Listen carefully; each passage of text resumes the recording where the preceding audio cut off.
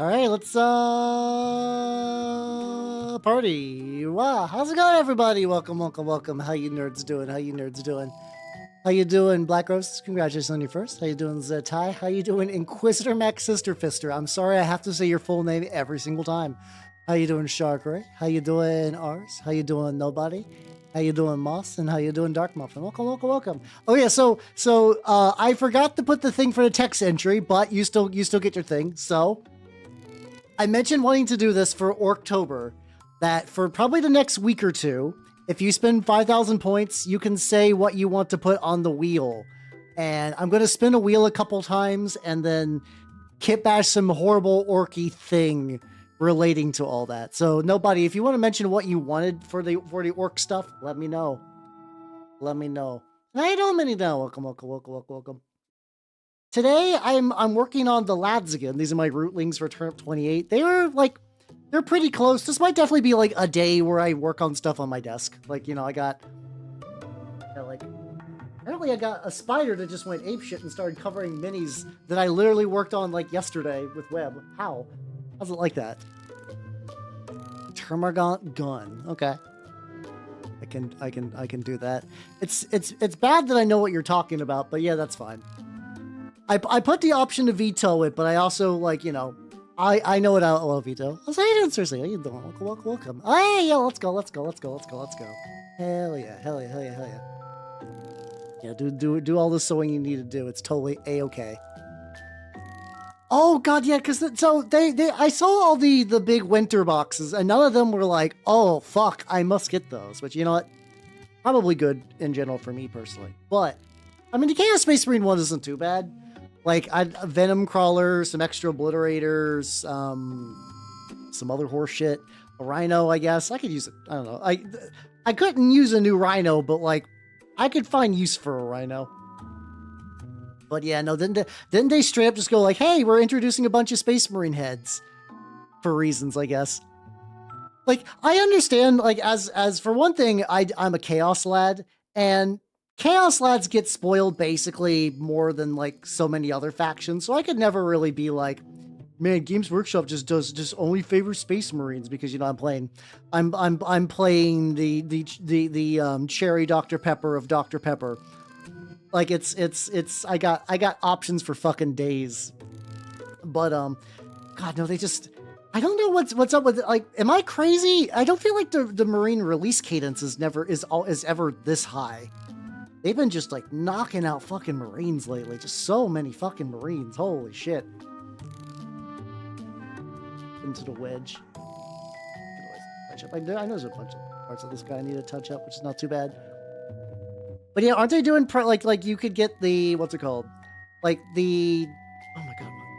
They released a new head sprue, and like if you get like the box for the, which I think overall that box is pretty solid because you get 2 dreadnoughts and those are pretty spicy from what I understand. You also just get a bunch of Marine heads, and a lot of them are just bad. I don't know. I'm the wrong person to ask about like bareheaded Marines because I'm somebody who is like notably on record. How you doing, Lana? Welcome. Or bitching about G-dubs, you know, it's o'clock. Actually, I feel like I have reasonable bitching about G-dubs. Like, I'm not one of those people that like, there are people whose entire YouTube channel is just like, Games Workshop sucks, but like usually in like a stupid clickbaity way. I'm willing to do the usual, like they don't sculpt face good. They can do a good helmet. Boy, howdy, I love me a good helmet. How you doing, Fancy? How you doing? Welcome. Talk about the. Okay, no, that's part of the little thing. Yeah, I'm getting all the flesh at the bottom. I need to touch up the dirt. I need to touch up the tendrils. I need to get the eyes, another layer. So I'm gonna be just getting various bits to get the lad done today. I mean, I don't know. I feel like there's a certain like there's straight up people that are like have never enjoyed anything in a particular hobby, but they won't leave. Like, especially unfortunately that tends to get really, really bad for people who do stuff on the internet. Yeah, honestly, that's my thought too. They add like really weird, like bluish and pinkish, like bluish and purplish tones to like the eyes and like the lips and stuff like that. So they don't look like tough Space Marines. They look like are they suffering from like hypothermia right now?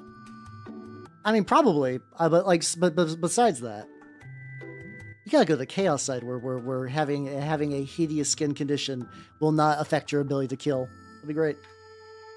Could get a slightly thinner brush. That brush was doing good, but it's like way too thick. But yeah, it's fine though. Cause like, you know, I'm not gonna get new Marines.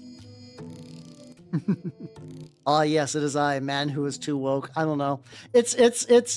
Every now and then, like I find myself looking at just like whatever stupid dog shit argument on Twitter about like, it's kind of funny just because like it never changes. No one ever, like, it's not even like I'm expecting someone to be like, you're right, I've seen the light of day, because you know, most people don't go online and yell at strangers on the internet for like a debate. They just want to yell at strangers on the internet. But you'll get people that have like really strong opinions, but have never interacted with the source material outside of memes. And that really goes on like basically every part of any sort of Warhammer discourse. No one's read a 40k book. It's real unfortunate. It's real unfortunate. And you got people who were like really insistent. Like, I know what's true about 40k. Source me, person who's played Space Marine 2. That's it. Didn't even play Space Marine 1. But mind you, I played Space Marine 1. It's fun. You can skip Space Marine 1. I think the only thing that you really need to play Space Marine 1 for is not even like a Titus characterization thing or anything, or even for like the story. You really just should do it just so you know who Leandros is. I think that's the only real reason you need to play Space Marine 1. Now, it's a fine enough game, and it's like in any given sale like $1 or like probably like $5, but yeah. The Trench Crusade. I mean, that's fine enough, but like there's nothing wrong with just doing that. Like if you want to just to read a primer, that's fine. But the kind of people who do that and they're like, oh yes, I am lore authority. Here we go. How you doing, Big Gun? Welcome. How you doing? Yeah. Oh yeah. No, there's like all the people who are doing stuff for like Dark Eldar people have not gotten new kits for like 5 editions, and that's some of those editions was back when an edition generally lasted a bit longer. A bit, I don't know. 3-year release cadence isn't super different from older editions to a certain degree. It's like you can see like after a certain point the speed up happens. Like I don't remember how long like 6th to 7th edition was, but it was I think it was like pretty quick because I just don't think people like 6. Was the 6th edition the one where they had like the hideous ally matrix? Which basically meant that people, because like there's that kind of tricky thing where it's like when you see like basically like any 40k piece of media, usually you get like a bunch of factions fighting at the same time, and you're like, it'd be really cool if like my Imperial Guard guys could fight alongside Space Marines, and like you can do some like allied detachment stuff and whatnot. But what that usually means is what's it called? Like if that happens in a game, people will just try to min-max the best, which is a shame. So if I'm thinking right, it's less that they directly G-dubs are mentioning a new edition, but people are like, well, they've gotten consistent enough. They've gotten consistent enough at like getting new editions set almost like on a very specific time frame. So people are like, well, it's time for a new edition. Based on G-dubs like usual like yearly statistics, it's about time for a new one. Also, I still need to read the Dark Imperium books because I know Morty has a bit of a reasonably big presence in those. I don't know. I'm almost done reading the Cult of the Spiral Dawn, which is prior to this, it was like creeping tension and like, will a war break out? Can things be like, I don't know, resolved? What's going to happen? And I'm at the point, this is not a big spoiler. Guys, wow, in a Gene Stealer Cult's book, a big planetary fuck up happens. And now I'm in the part of the book where it's very much fuck at we ball. It's just like all fighting, all Imperial guards, just men and women just getting their shit shredded. People fucking just like grabbing grenades and running into enemies. Yeah, for the Gene Stealer Cults in particular, like that. I know, wow, big shit, right? Big surprise. Yeah, I think it's supposed to be effectively like that. It depends. Depends, Zetai. So G-dubs has kind of done both. Oh god, I don't see. Okay, before I go into that, I don't know why that's dumb, considering like the idea that all the demons are fighting each other is literally, it's not even like a 40k thing or a Warhammer thing. If you're playing a war game, you need a reason for all the bad guys to fight each other and all the good guys to fight each other. So the good guys have to be kind of assholes and the bad guys have to be like constantly backstabbing idiots. It's unfortunately the way it goes, unless you made a war game where it's like, you can never infight ever. You can never, ever do that. If you're playing X faction, you can never fight Y faction. Would be conceptually interesting, but I don't think people would vibe with it particularly well. But as far as like what goes into a new edition, the shitty answer is it varies. But realistically, G-Dubs kind of does two different things. Big editions are sort of like when they do like a massive overhaul to rules, and that's kind of like a big advertising push. 8th edition was like that. 10th edition was like that. Earlier, like editions in the past were kind of like that to a certain degree, but that's arguably more of a modern day thing of like doing like heavy systemic changes that basically invalidate like old books and stuff like that. Then what's likely to happen is what your people are expecting 11th edition is you get like minor editions where it's like from like 3rd to 4th, like 7th, 8th to 9th, and then probably what's going to be 10th to 11th, where like a lot of core rules don't change, but like, you know, they do change some things. Like they change things that are just kind of broken or just don't work, but like you're not going to have like a radical shift. And like sometimes your books are still valid. Like you can still run a codice, a codex.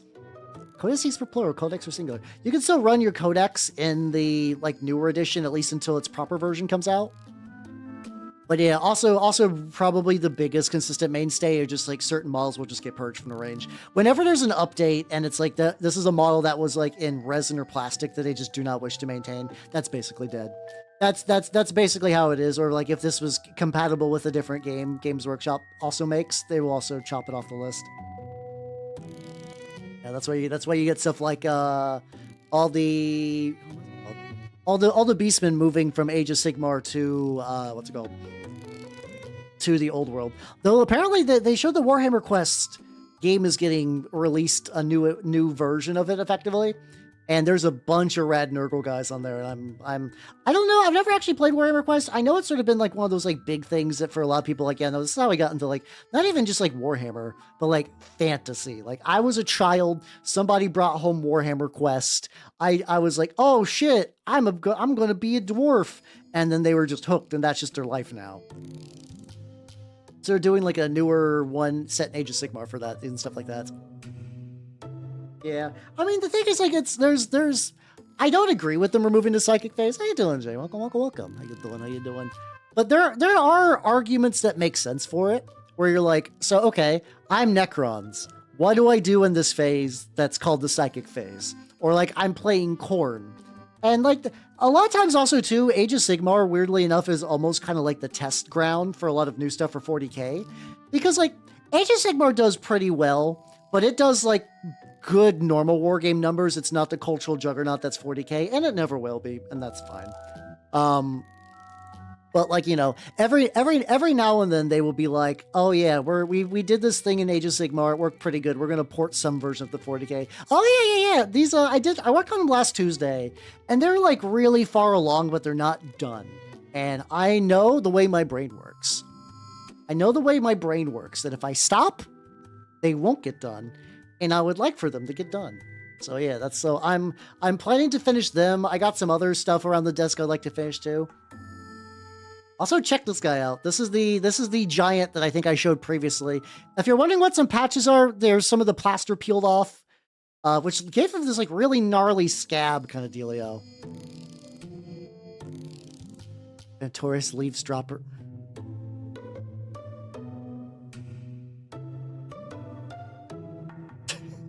How you doing, Jay? How you doing?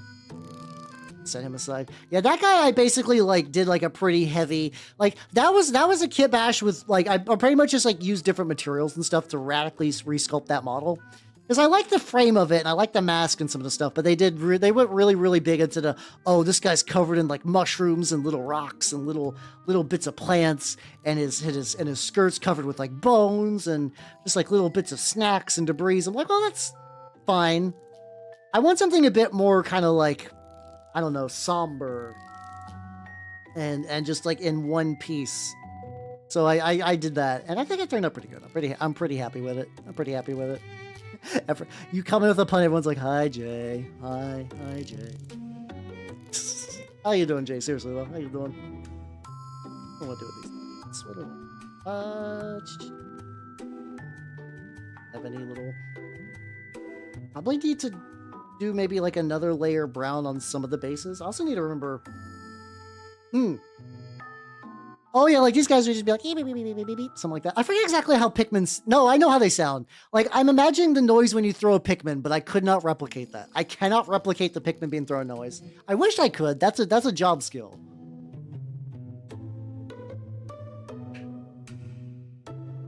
Oh, these are heavily scratch built.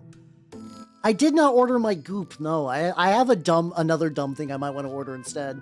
Also, I don't want to order too much stuff because I gotta save money. By the way, people have been asking me. By people, I mean like a handful of you nerds. I'm getting a new outfit commissioned by in December. I put a thingy on my throne if you want to contribute to that. I know nerds have been asking. Don't feel pressured, but the option is now available. But so these, when they started out, they were just 3D printed garlic bulbs.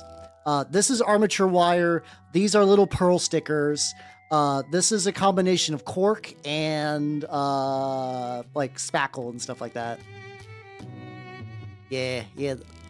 Also, I will also copy that link over to the YouTube side as well for you nerds. Cause I don't know if I got a throne link over. But it's not a big deal. How you doing, Shadow? How you doing? But yeah, I'm glad you think they're very nice, even if gastronomically you do not agree with them. And I don't mind, because you know what? That just means more for me. There's one thing I'm gonna do. I need to figure out what color this is gonna look like on the rim. I'm just gonna hit this guy up with this quick. The reason I'm saying that is because like the other ones aren't done fully. They're very close. They're close enough that I basically need to do like one touch. No, I did use the Shrek Mono because it was the most outfit looking thing that I have. But no, this is, listen, I didn't have a better option, and you gotta admit it's perfect. That was totally perfect. That was absolutely perfect. So I had to use it. How you doing, Zekriel? Welcome. How you doing? Okay, I was like, I need to test this color. And then I immediately put the color up. There we go. All right, I'm gonna let these guys dry a wee bit. Don't worry, I'm still gonna be working on garlic. This was charred brown. Good. Scooch them slightly up. Also, I think my camera is shifting position because I'm noticing it feels like my angles are weird. So these, also, how you doing, Judo? Welcome. How you doing? So these were the lads from last Sunday. I think they turned out really good, especially with the amount. Apparently, if you take 3 layers of gloss paint, you make little boba eyes. I also, something that you guys didn't see is I did, I have a whole bunch of, like, dead grass. Which apparently I've had for so long that the glue had, like, fully settled on all of those, and it's really, really annoying. But, that's fine. But yeah, all I need to do to these guys is just get all their rims. Just get, like, one quick coat on that just so it's, like, nice and even. The Lorge. Yeah, oh yeah, I got several Lorge ones. I'm curious how long that would last. I know some people do, they use tea. Like kind of like old used tea bags for a lot of their stuff. Like they rip it up and you get all the little like tea leaves and you use that for like assorted like leaves and stuff. And it like, apparently that leaves like a nice lingering smell, which sounds pretty nice. Like that sounds really, really nice and soothing. I don't brew a lot of tea though. I don't really brew a lot of tea. Garlic powder would be tempting, but I use too much garlic powder to spend it on minis.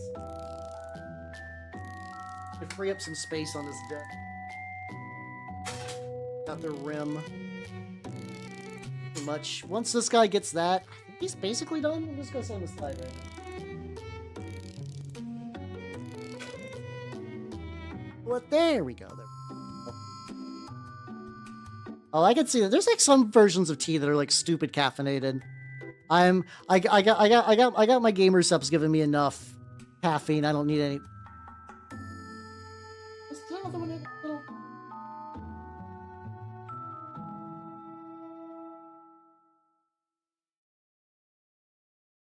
Be a little careful because sometimes they'll have like itty bitty little chips. It's a Bengal spice cinnamon tea called a dragon spice. Ah, I see. The forbidden spice girl. Who was just like an actual dragon. I wonder if, like, no. Part of me was like, does Spice World count as a fantasy movie? I guess it does, but I don't think it's going to be like a movie night fantasy movie. This week, though, we are going to be watching I, Frankenstein, which I've been aware of. Not, like, I'm just aware of it as a movie. I was not aware that I, Frankenstein was made by some of the people behind Underworld, which I'm very excited about. I'm very excited about that because those movies are my kind of trash. How you doing, 14? How you doing? I don't actually consider... I consider the first 3 Underworld movies to be totally fine. They're very, like, a movie of their era, and I don't mean that, and they're like, oh, God, this is offensive. I mean, like, yeah, no, this is vampires in trench coats doing, like, sick gun skills. Like, yeah, this is 2000s. This is what we thought was cool. And you know what? I still think it's cool. I don't give a shit. And that... Oh. I still think that shit is the raddest shit ever, and I don't care. I don't care. I will forever be, like, basically everything that I thought was cool when I was younger, I still think are cool, except now I just like a lot more like horrible body horror stuff. I feel like as a child, if I knew more about body horror nonsense, I would also probably be into it. And I'm sure there's some things if I actually like sat down and analyzed, it's like, oh shit, no, actually, I was into some weird ass shit. I could totally see that. I could totally see that. Drink it through. Oh, okay. So I was not aware that tea could be that strong. I guess is it like one of those things is like depending on like how you brew it or whatever. Like I said, I've tried tea at various points in my life, and like that sounds, I don't know. It sounds like somebody saying that they just weren't into mushrooms that much. But like I know like objectively like tea is like a good drink for you. So I've been like, okay, let me try it. I've done some stints on tea, and I was like, this is fine. How you doing, Morphin? How you doing? I'm working on little garlic. Yeah, pretty much, yeah. I think it's like, there's an image out there that's like everything that you thought was cool when you're 12, it gets cool when you're adult, like, boobs, war, Arnold Schwarzenegger, everything.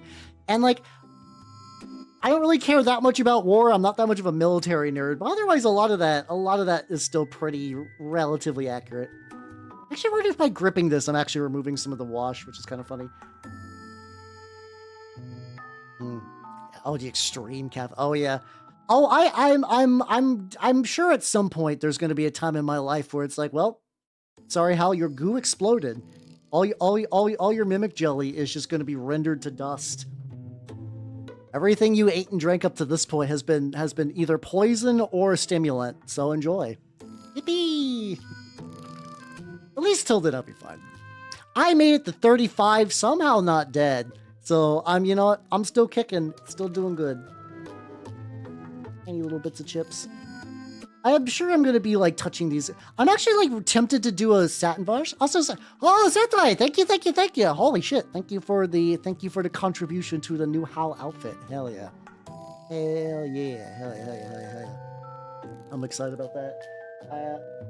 Once again, it's like, how you doing, Mega? Welcome, Mega Dragon Pro. How you doing? Welcome. If you do not know me, I'm Halbernot the Mimic Elf, miniature painting VTuber of the Nerdlands game variety, and today I'm doing some Turnip28 stuff. I'm making some lads. Apparently, my shop is gonna have like a big turnip tournament, which it's never done. So like, I went to like a different store than my regular to do like a big turnip event, and like that was fun. But like my regular shop is apparently having a turnip event hosted by people that I do not know.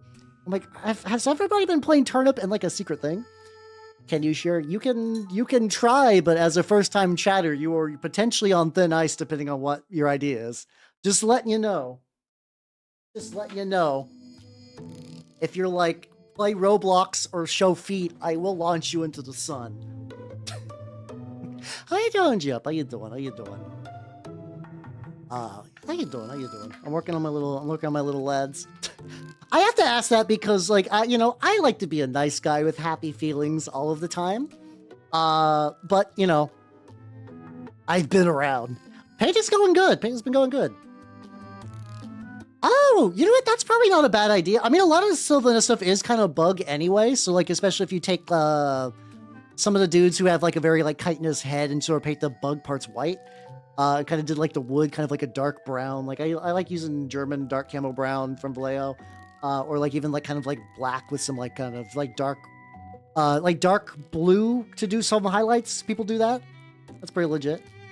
I don't think I've heard of ankle biters. That does sound like it's gonna be a fun time though. Vampires with dwarfism. Does sound great. Yeah, no, that sounds like a great idea. So also, by the way, sorry for being like suspicious at first. Once again, not directly your fault. I'm used to sometimes someone's like, hey, we just met. I'm gonna ask you something real weird. Wait, do other people not like the idea? Like, that seems like a relatively solid idea. It's also like, I prefer that to someone's like, yo, I painted my Space Marine like Master Chief. Here we go. Look, this is Master Chief. Like, at least, like, you can definitely even like evoke the ideas of Hollow Knight while still not going like, this is him. This is John Hollow Knight. I think that, like, I legitimately think that idea is like relatively solid. I say this as someone who's played a little bit of the first game and has not done Silk Song. But I think that's a solid enough idea. Yeah. They seen you giving birth. Does that happen? I guess it happens to female VTubers a lot. I don't know her name off the top of my head, but I do distinctly remember one saying to like, hey, my very first piece of fan art was somebody drawing me as like a fetish sumo. So you're like, well, like sumos can be non-sexual, and in most cases they are, but you'll see a piece of art and you'll be like, oh yeah, no. Someone's jorking it to that. That's it. I usually don't think people mean it when they say like that. At least for me anyway. No. Usually the worst I've seen people do is like be ooh femboy, and then I just throw them into the fucking sun. Worst case though. Worst case. So you do have some options potentially for a 3D printer. I don't know where you live. This also sounds very ominous, but depending on where you live, you might have access to a makerspace you could like borrow for a little bit. Like especially if you live in like a bigger enough size city, you can find like a makerspace that will have like a 3D printer you could use. Libraries sometimes have 3D printers too, if you're lucky.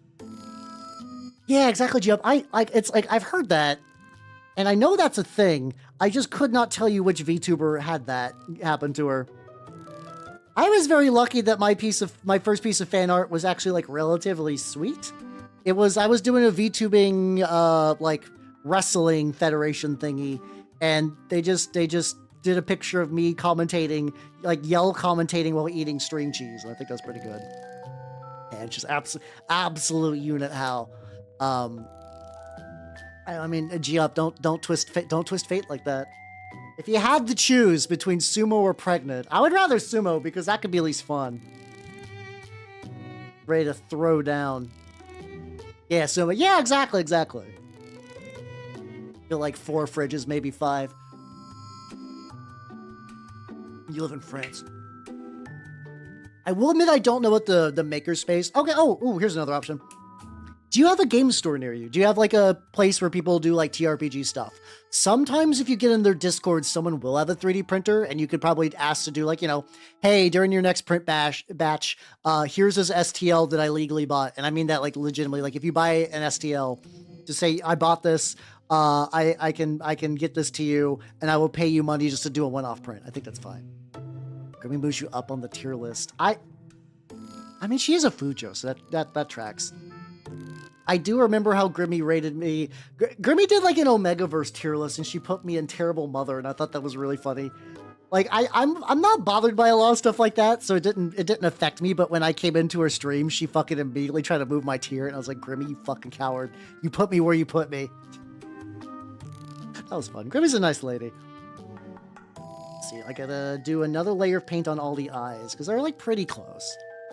Sculpting yourself is also an option. That is also that's also like an option too. If you get good enough, you can like really transfer those skills to other projects. So pretty baller looking feet. I do got them claws. There we go. Okay, well that'd be cool then. Well, hell yeah. Yeah, see, that sounds about right. I have to imagine Grimmy is the first for a lot of people. My knowledge of that stuff goes way back. So there was a podcast I've never actually joined their forums, weirdly enough, but I've been a big fan of one called the F+. And I've loved them for ages because they're like, they were a group of people from Something Awful. They love reading weird shit on the internet. They made a podcast when that was like a new novel idea.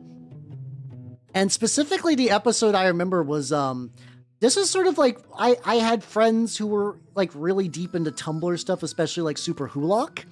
And they had an episode on like what's it called? The BBC Sherlock Holmes series. But it was all about like weird fan fiction. And there was, of course, like a lot of like, they would read weird snippets of like asexual Sherlock Holmes Omegaverse fan fiction. And it was like, this is bananas. How you doing, Orloving? How you doing? How you doing? Oh, you too. Oh, yeah, if you're doing Tyranid Sculpting, you'll totally be fine then. I was like, how you doing, Vig? Oh, shit, you're super close. Oh, this Thursday, it's real. It is fucking real. Hell yeah. Glad you all also like the little lads. I'm currently just gonna get their hideous bulbous eyes. I love their eyes. It's especially, I think like the bigger ones, the eyes look pretty fun. The eyes look good on these too, but like, they definitely take up most of the face in a way that I find really like, aw. It's kind of like a little Kermit face.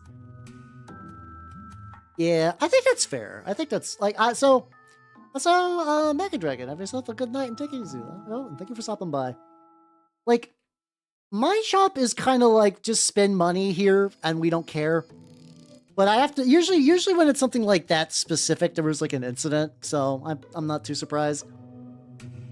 Because like a lot of times I'll like, yeah, I play like Trench Crusade and Turnip and stuff like that, games with a lot of 3D printed models, but I still like, you know, get paints and other stuff. And I do pick up models for my shop, so like I feel like I'm doing pretty legit with that. But you know, I had to imagine somebody that's a rule that is either one of two ways. One, somebody was 3D printed their whole army and they're like, huh, why do you even buy like some new guys trying to like buy some models? Like, don't buy anything from the store. You can 3D print everything, which, you know, leave a bad taste in their mouth. Or somebody came in with like a full tits out Daemonette army and they're like, nope, not doing that again. Nope. One of those two options feels like that might have been the impetus behind the rule. Also, this guy's eye is like right at the tippy top, which I think is fun. Yeah, there we go. See, I see you getting a lot of funny number dailies are dependent on whether you get 69 or not in the amount of punches, but you're figuring it out. Hell yeah. Hell yeah. Yeah. So I've been lucky. I'm also realizing that I think I'm getting a lot of alerts for the people liking the new outfit fund, and I'm also realizing I put the Shrek Mono, I believe, on a promo image, but I think this is how the first time a lot of people are now seeing the Shrek Mono pic. I never actually considered that would be like a lot of Twitter's first introduction to the Shrek Mono. Oh, beautiful, excellent, good. But yeah, no, I'm very lucky that I have like a good selection of stores near me. Oh man, sorry, never be sorry. That is one of the greatest pieces of fan art I have and will ever receive. It is beautiful. I love it so much. Never feel any amount of regret or shame. Why did I say shame like that? Regret, shame, any negative emotion with that picture, because it is fantastic. But yeah, a lot of people are probably like, Rick Mono Hal exists? Yes, it does. It's real. I'm real, everyone. Surprise. But yeah, no, it's like store be good. I am curious about this. Like, so the last time we did a Turnip event at this like smaller store that I go to every now and then. It's the one that does a lot of stuff on Wednesdays, which I don't really do because I show everyone bad movies. It's all good, Black Roses. Have yourself a good night and take it easy. Have a good rest. So, I know that they're the ones who did a Turnip thing. And we had guys coming from like out of state, which is bananas. Like I know some Turnip is like, I guess when you have like a really niche war game, you're more willing to travel. Though I have grown lazy because all the niche war gaming is in my own backyard. It's nice. That would be nice. I love this guy with his like big wide eyes. I put these like directly on the bulbs. He's got this like kind of like whiteness to his head, which I enjoy greatly. I'm also realizing how much I regret. So it's both getting colder and hotter, like where I'm at, where it's like I'm still getting that like the last couple of kicks of winter, And unfortunately, I decided to do the thing where I put all my heat proofing, all the stuff to stop hot air from leaking out. So I could be extra nice and toasty, and my it becomes like. Oh, that would be great. That would be great. I do every now and then wear some of my goofier. I got every now and then I have like a couple of like various like tabletop game outfits that I wear. Okay, like shirts. I wear shirts. I'm not dressing up like fucking like in a whole cosplay but that's cool. I don't think I would do that for like a regular game. If I was at like Adepticon or something like that, which I still need to like. I would still like to go to Adepticon this year. Yeah, that's like I'm kind of in agreement as well. It's like I like 3D printing a lot. I think it's really good. I personally like, use it. I do a lot of 3D printing. My mini painting trajectory evolved significantly after discovering 3D painting. But shops are shops, and if somebody is like abusing someone's kindness, I totally understand a rule like that. I've legitimately, unironically, Charlie, how you doing? How you doing, Big Buckaham? How you doing? Let me sit first, and I'll explain. I have looked up the price. For how much it costs to get like a full like outfit that would be like a Turnip28 outfit. Effectively getting like kind of like historical-ish like looking war gear, like just like an outfit and like a fake musket or whatever. God, cosplay's expensive. I mean, like, if I learned how to do more of it myself, maybe like if I knew how to like I've sewed before. I could not make me a whole outfit. So there's probably some way I can make something work, but yeah, no, like I would try to find good Napoleonic stuff that was like decent, and all that shit was like, well, that would have eaten super big into my hobby budget. I don't care. How you doing? I'm explaining that trying to cosplay as a turnip guy is surprisingly expensive. I guess it's not surprisingly. Well, no, the thing is, like, I don't even think this is like in this economy. I just think cosplay, especially once you start reaching that like reenactor level of cosplay, just is inherently an expensive hobby. So that is a mood though. That is a mood, to be fair. How you doing? Closet cosplay implies that I have things that would be good for that sort of thing. No, outside of this, I have a very boring setup. I am very amused by, like, because, like, a lot of people were like, yeah, I just did a closet cosplay, and, I had, like, I mean, a lot of these people who are doing those also are just, like, regular cosplayers. Like, yeah, I had, like, a wig and, like, a full harness and, like, 3 fake guns and a bunch of other stuff. I'm like, hot damn, your closet's bananas. And it's not even, like, a bad thing. It's, like, it's, like, in the same way that, like, if I decided to pivot my interest from what I do to that hobby, I would probably have a similar setup. I decided to specialize in tiny little plastic dorks, and I'm totally happy with that.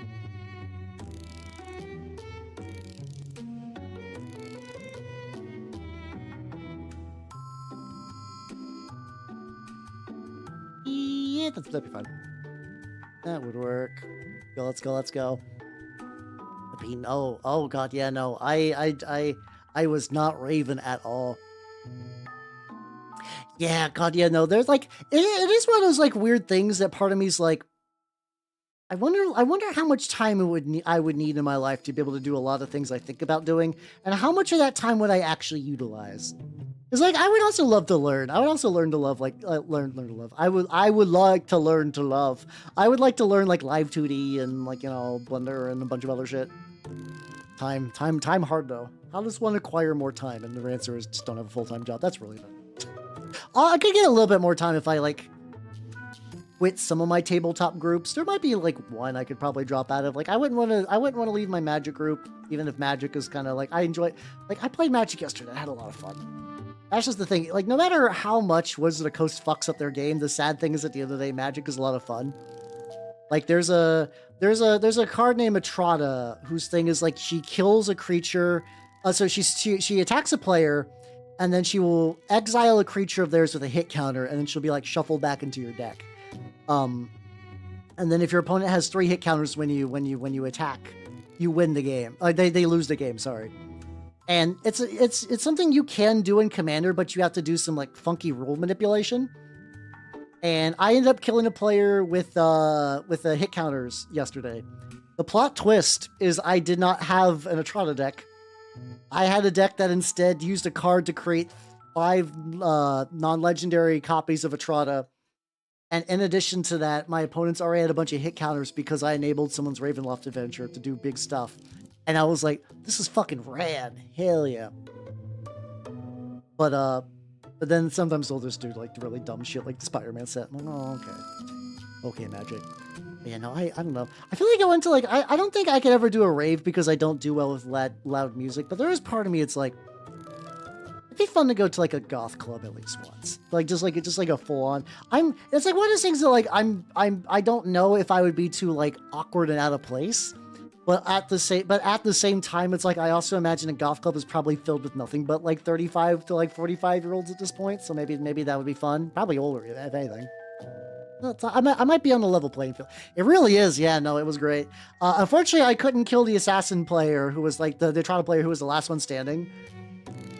So I mean, not with the Atrata tokens. I did a Storm Herd because I played my beloved, my favorite deck out of all my decks is Elminster.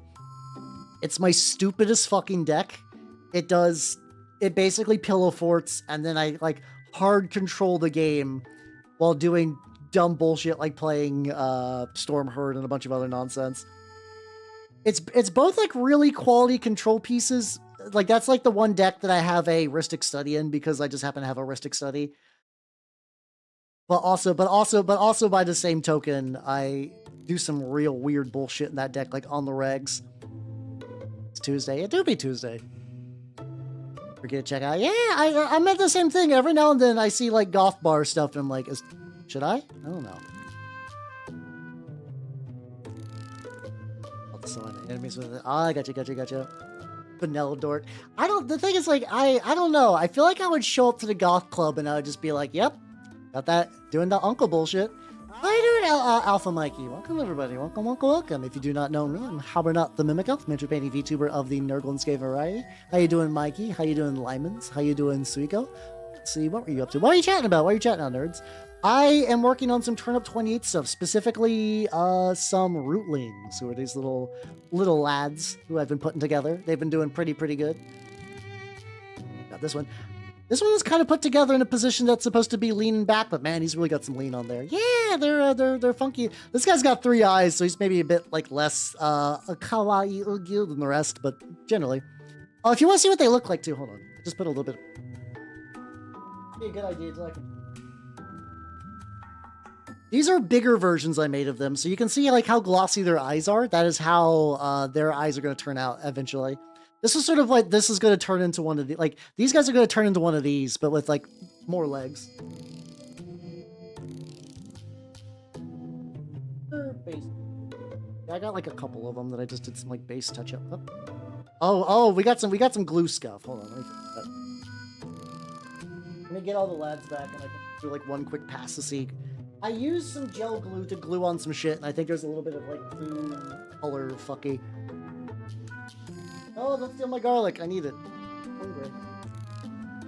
All right. Let's see. Let me double check that I got all the glue on these guys already, and if so, I can also show them off. There we go. This lad. Love his glue bullshit's good. I also like how I can just grab them by the sock. I can just be like, nope. Oh, also something just dumb bullshit I picked up. Thank you guys for reminding me. Oh shit, I shrank. No, I'm tiny. There we go. Hold on. There we go. That's a bit better. Thank you guys for letting me know. This could sound dumb. I was not aware that sticker books were a thing. I'm new to really having an appreciable amount of stickers, but I got a bunch of stickers for like various conventions I went to because like VTuber friends of mine would just hand out stickers, and now I have a place to put them. Yeah, it feels good to get your own emotes. Yeah. Though my favorite thing as of late is just stealing them from the G-Dub store because they don't give a shit. They don't give a shit. Use that to kind of like fix that a little bit. This guy's like, that like a little dubbin. There we go. Perfect. Yeah, I've always been someone that like conceptually I like stickers because like a lot of people I know are, you know, small creators, and it's hard to be able to support the homies, because sometimes it's hard to get merch out there. But like stickers are nice, but I also have really bad option paralysis because like stickers are permanent. And I think I even mentioned it's like stickers are permanent. What do I do? I just stuck all these in like a photo album, and everyone was like, "Hey, Hal, you know sticker books are a thing?" And I was like, "No, I did not. No, I did not." And now I do. So now I got one on the way. I just got me a little cheapy one. I looked on Etsy for a couple, and there was a couple ones that were nice, but it was like, I don't know. I didn't feel like paying extra for a design that I didn't like fully customize myself anyway. On here. You're done. You guys are getting wrapped up. Nice. I like wrapping stuff up. Hey, there we go. If anyone goes to a goth bar, please tell me what it's like. Oh, please let me hear your secondhand stories about the goth bar. That would be fun though, actually. I think we got one more. This might be. Was this the? Maybe it's only one of them that had like the weird kind of like color distortion from the glue. Yeah, I guess that was it. Sick. I like it when things work out. Bit nonsense on the bottom. Yeah, I'm very happy considering like this is like relatively minimal. Like this is not like the most challenging project I've ever done, but I'm pretty happy with the way like everything came together. All right, so let me go back to these lads. Let's see. So we got flesh on the bottom. And the flesh is like pretty good. I would also go to that bar though, Kyo. That also sounds like a great bar. I would absolutely do that.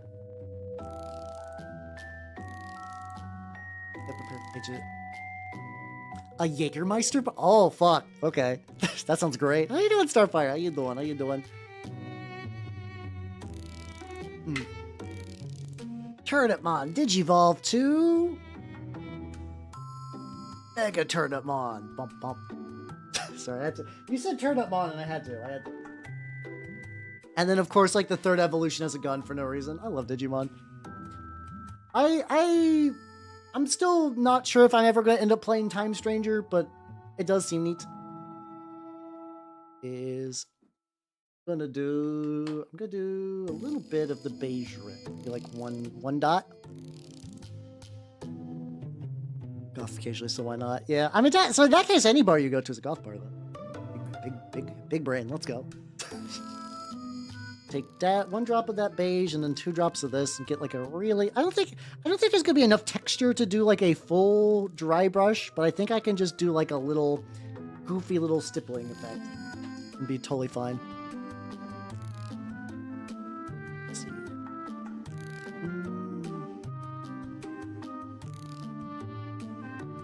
Maybe like one more drop of this. Or non-goth.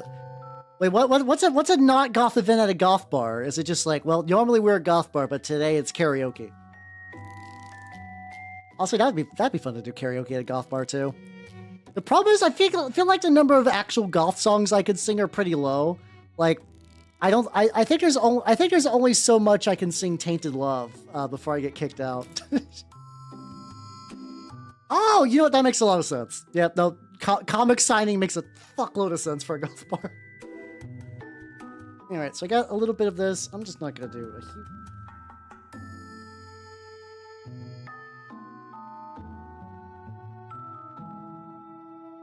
Be like the right... Like a junk brush I got. I'm gonna get like a little bit... Actually... Lightly dry brush that. Nothing easy.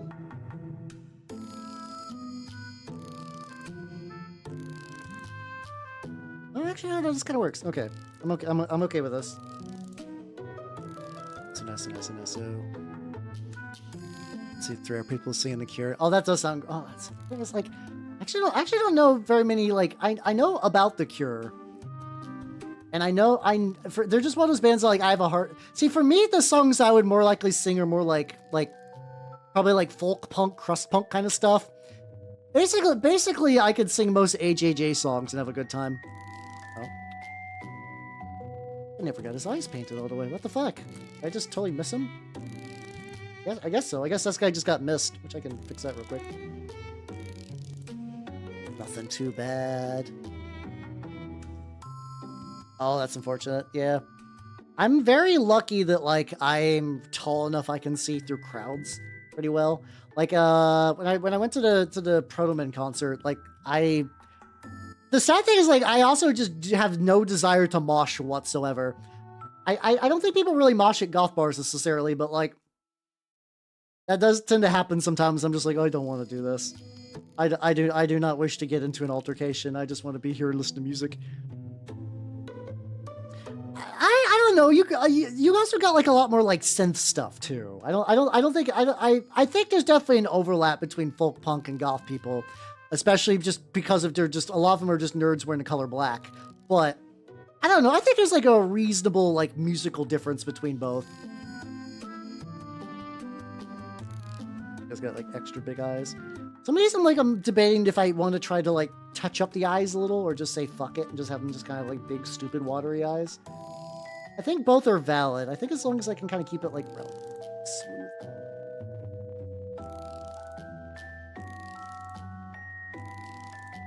But like that was a little too sharp. That'll do some stuff. It really is. I mean I'm very lucky that I'm one of the few VTubers who are like relatively tall. It does make my life a lot easier. I will absolutely say. I'm using the nice Artist Opus brush. I'm just doing some stuff. See how glossy their nipples are the most. What is the synthesizer for electric? I don't see a lot of accordions in folk punk because accordions are fucking expensive.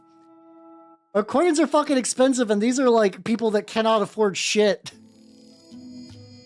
Oh, tragic.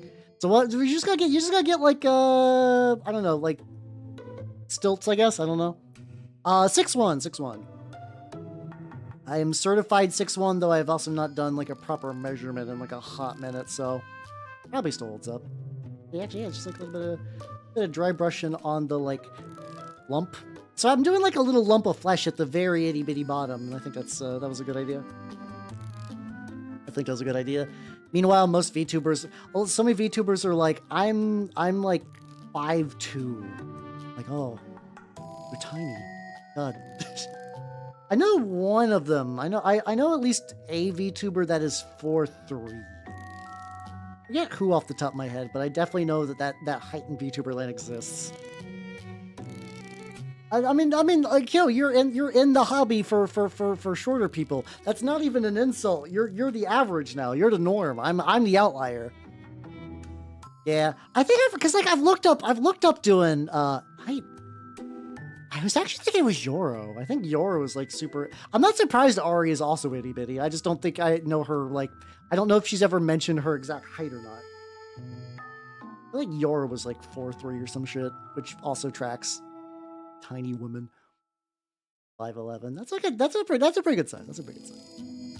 Yeah, marginally more high than me. Yeah, I'm like reasonably tallish. That's not too bad. That's not too bad. We got a wide selection of heights. Got a wide selection of heights. But yeah, I think I mentioned before. For me, it's like they don't even the accordion. I'm upset that hurdy-gurdies cost so much. Because every now and then my wanderings on the internet are like, I want a hurdy-gurdy, and then you're like, well, no, every hurdy-gurdy is ungodly expensive. And that's not to even mention like learning how to play a hurdy-gurdy. How you doing, Starlit Misfit? How you doing? Welcome. Oh my god, yeah. That's the thing though, it's like I'm so tall that anyone who's taller than me, I'm like, what the fuck? You're not allowed to do that. So like sometimes when I do see like people that are like super duper big, yeah, I assume it's because there's a lot that goes into them. Like any instrument like that where it's like, well, why is it so expensive is because they're ungodly hard to make.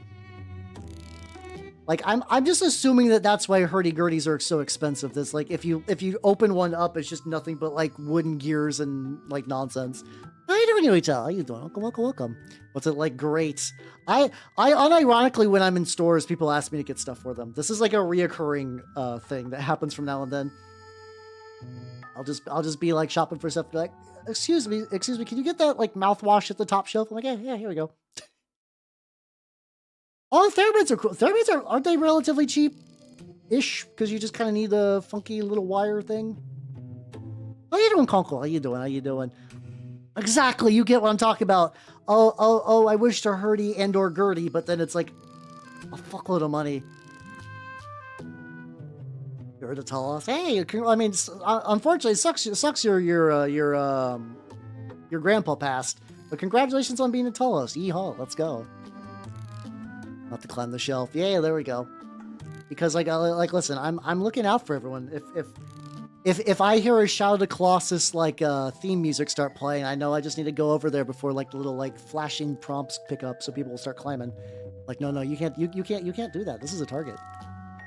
7. Yo, God, yeah, no way. Once you get to that size though, it's like the set 7 foot. I'm like, oh God, you're big. You are a large person. I also see like only like. Usually, like, when I see people that tall, it's usually dudes. There's been a couple of times where I see a lady taller than me. I'm like, hot damn. Nice. It's very rare, though. It's very, very, very rare. Like every, like, maybe 6 or 7 years at most. How you doing, Oni? How you doing? Welcome. I'm working on the little lads. I'm doing a very, very light, dry brushy sort of thing over the meat lumps.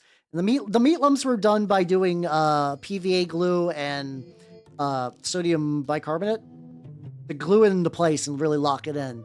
And then what I did is I just did sprue goo to kind of like mush it a bit more. Sorry, Russ. Oh yeah, just do like I have not seen this movie yet, but you guys know the movie Critters? It's a movie that I feel like I should have seen by now, but I haven't. I know in Critters 2, all the critters are like these little kind of like little puppet things.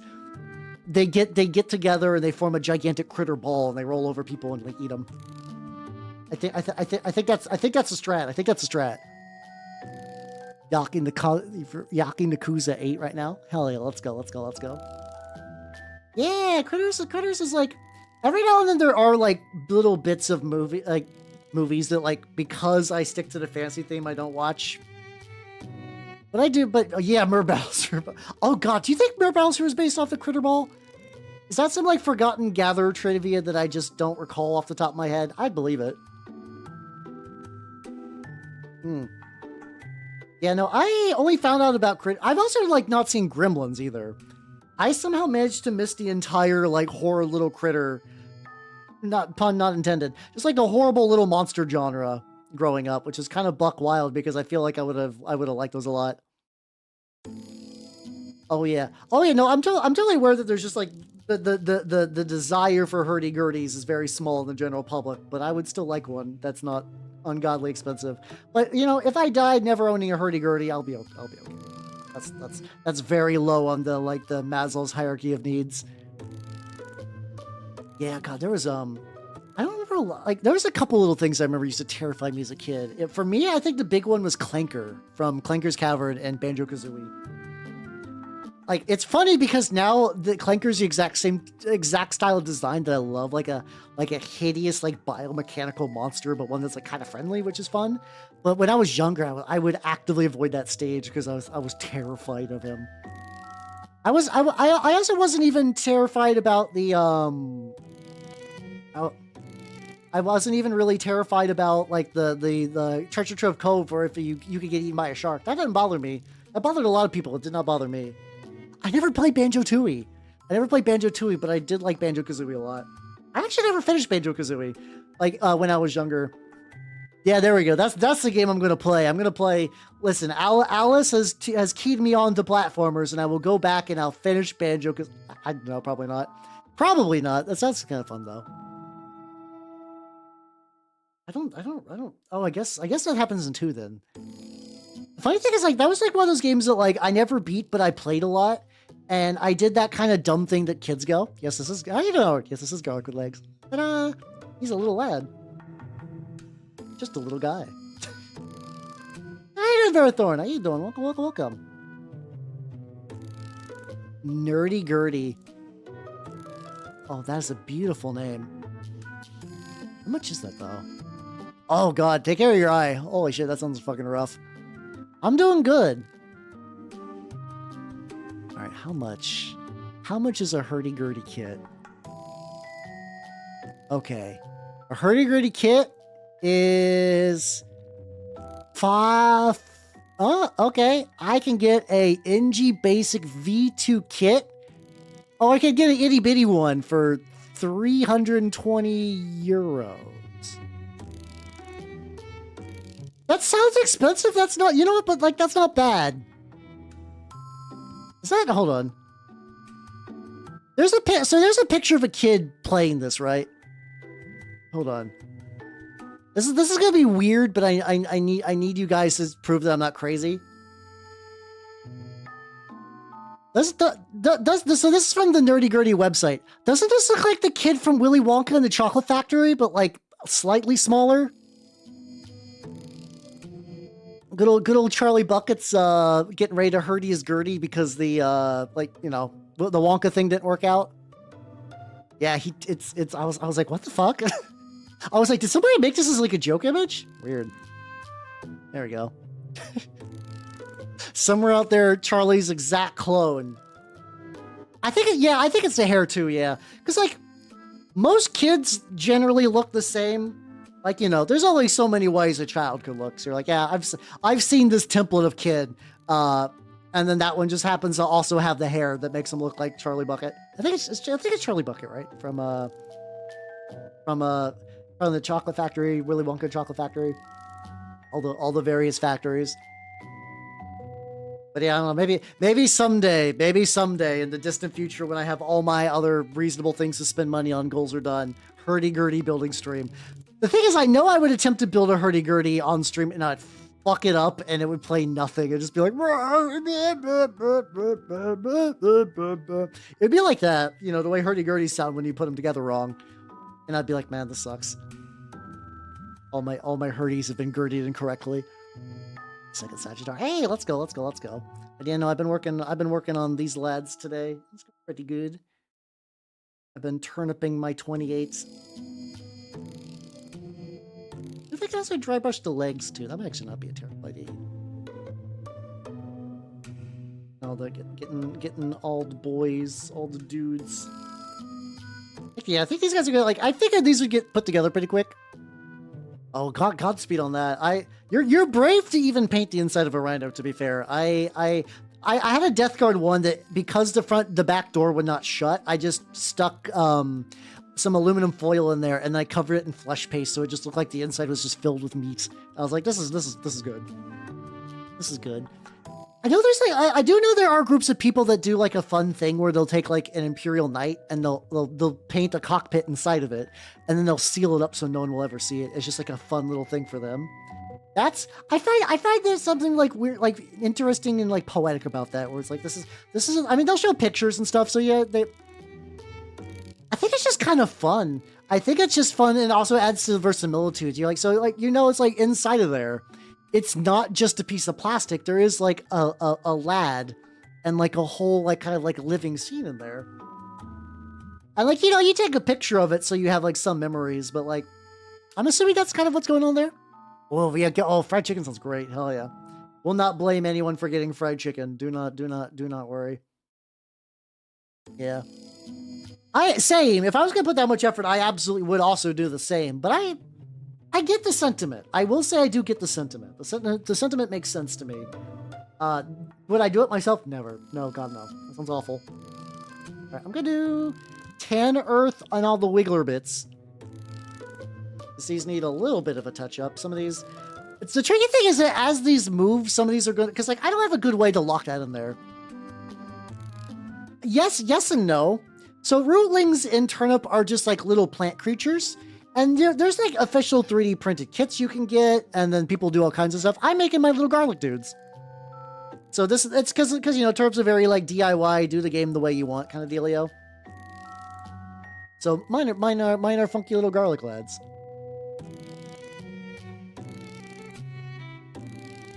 Future knows how much GW. Oh yeah. Oh, it's like that kind of sounds like fun, but also kind of sad because you know it's just gonna be like a stupid amount of money increase.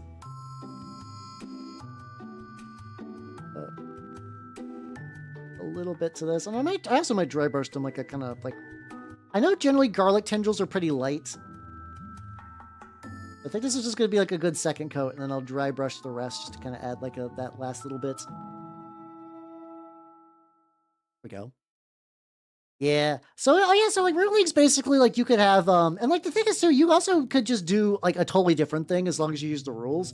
Like you could have like a little guy in a bucket with like his arms and legs sticking out, just kind of moving around.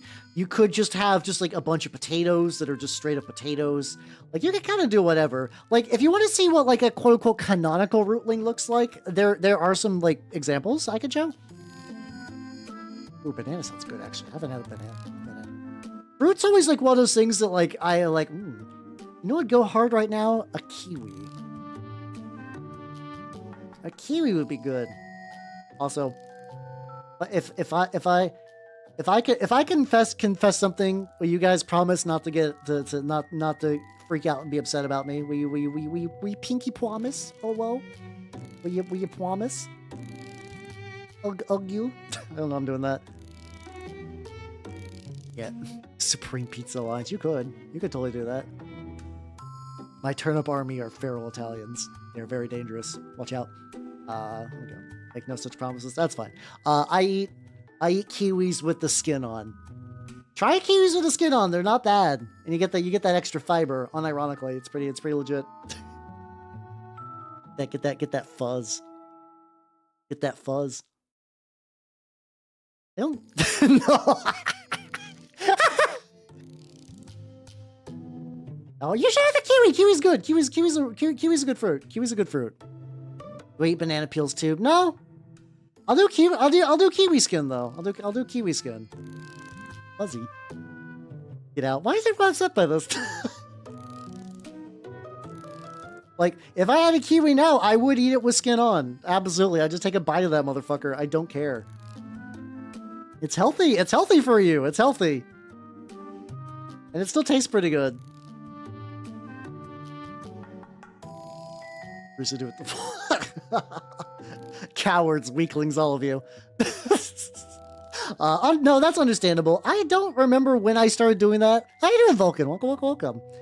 I'm explaining to everybody that I eat kiwis with the skin on. I think what happened to me is I saw someone like, this actually, you're losing a lot of a lot of minerals, if like vitamins and minerals if you don't eat the skin. I was like, you know what? I like being healthy. And I gave it a go, and I was like, this isn't bad. I just kind of do that. For some reason. Oh, God. Why would it be crunchy? What leads to a crunchy banana? Yeah, so do peaches. Yeah, no one gives a shit about peaches. It's fine. It's all the same stuff. I mean, I probably would eat a kiwi bird with the skin on, but I probably wouldn't eat a kiwi bird in general. They're kiwi birds are in that like category of monster. It's like a monster. The category of bird. They're like, oh, you're just such a little guy. Like, I do love how so people were like, oh no, the dodos were too stupid, so they died. No, dodos weren't stupid. They were friendly. They were like, hello there, buddy. How are you doing today? And they just got their shit eaten. That happens to a lot of island wildlife. Like, I was just watching a thing about the Batavia, which was this like big Dutch East Indies ship that crash landed, and a bunch of people found this island where they found these like big old like fuzzy mammals that they just called cats as a joke. And all of them were like, how's it going, buddy? What are you, big tall person? And they just got their shit eaten. It's tragic. It's tragic. Some animals apparently crave the sweet release of being food. Yeah, they're just warm penguins. They're just warm penguins that want to say hey.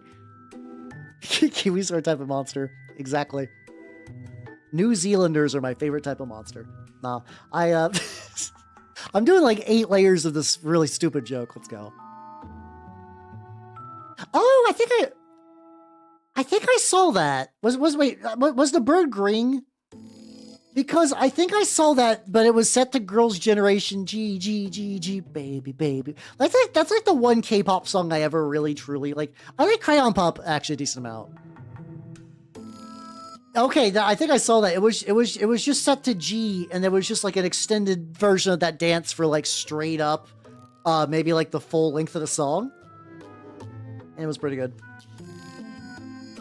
Yeah, G is one of those songs that like I remember like when I was like it was really big during a very specific moment of my time on the internet where it's like a formative song for my brain. How you doing, Gusto? Welcome, welcome, welcome. Oh, apparently crunchy bananas have a fungus, so probably a good idea you threw that out. Probably a good idea you threw that out. Yeah. All of my jokes are like ogres. They got layers.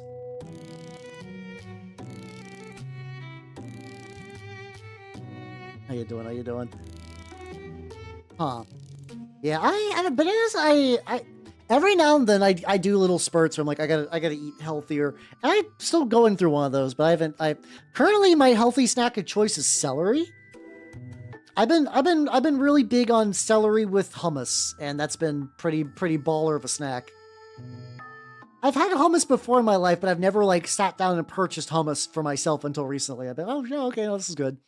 This is legit. I got me some sweet, spicy, chili, garlic hummus at the moment. Pretty banging. How you doing, Stellar Mass Jack? Welcome, everybody. Welcome, welcome, welcome. How you nerds doing? If you do not know me, I'm Halbernot the Mimic Elf, miniature painting VTuber of the Nurgle and Skaven variety. Though today, let's see, we got the... Oh yeah, oh yeah, that's it. This is absolutely the video I'm thinking of about the parrot that was set to G. Awesome. What are you working on? What are you working on? I'm currently working on some Turnip28 models. These are my Rootlings. They're lads. They are very special little lads, and I'm currently just kind of just going through doing a layer on all the limbs, and then eventually I'm going to dry brush the limbs, and I'm going to try to like do any like little bits of face correction stuff. Hey, it's all good. It's all good. My streams are going good. Today's been a very good day so far. I've had a pretty solid day overall. They are unironically they were the root of my army. Yeah.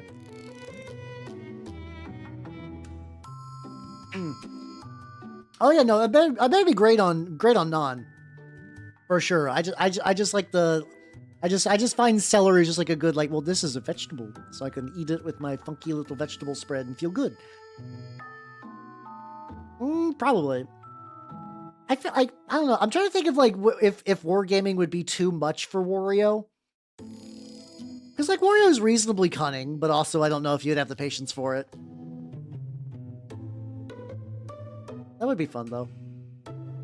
I still think there's, like, a lot of really good potential for, like, there's so many series out there that are, like, this is a anime girl, and this is my niche interest.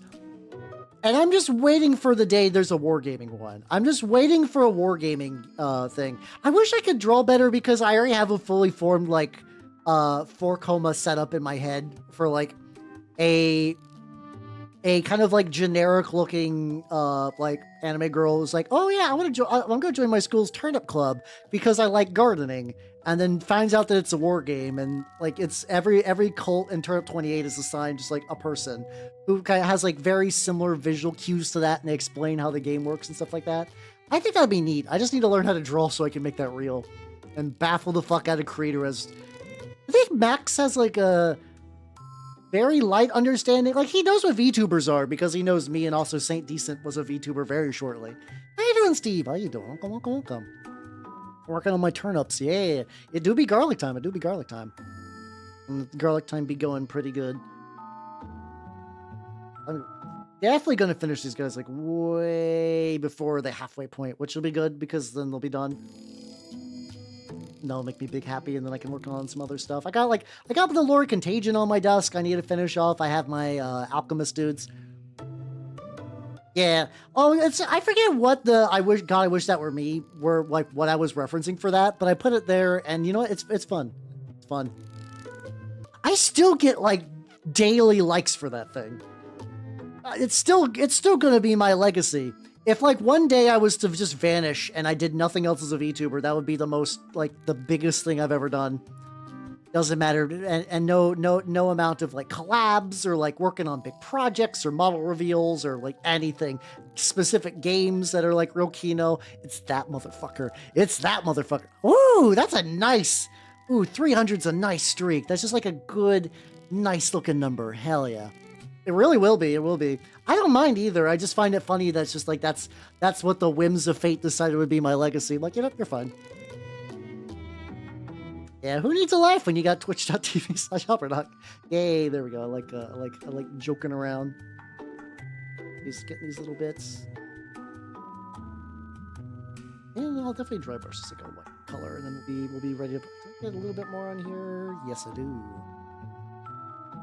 Gonna become I unironically, when I was in like high school, I didn't want to be a comic artist. I did want to be a mangaka.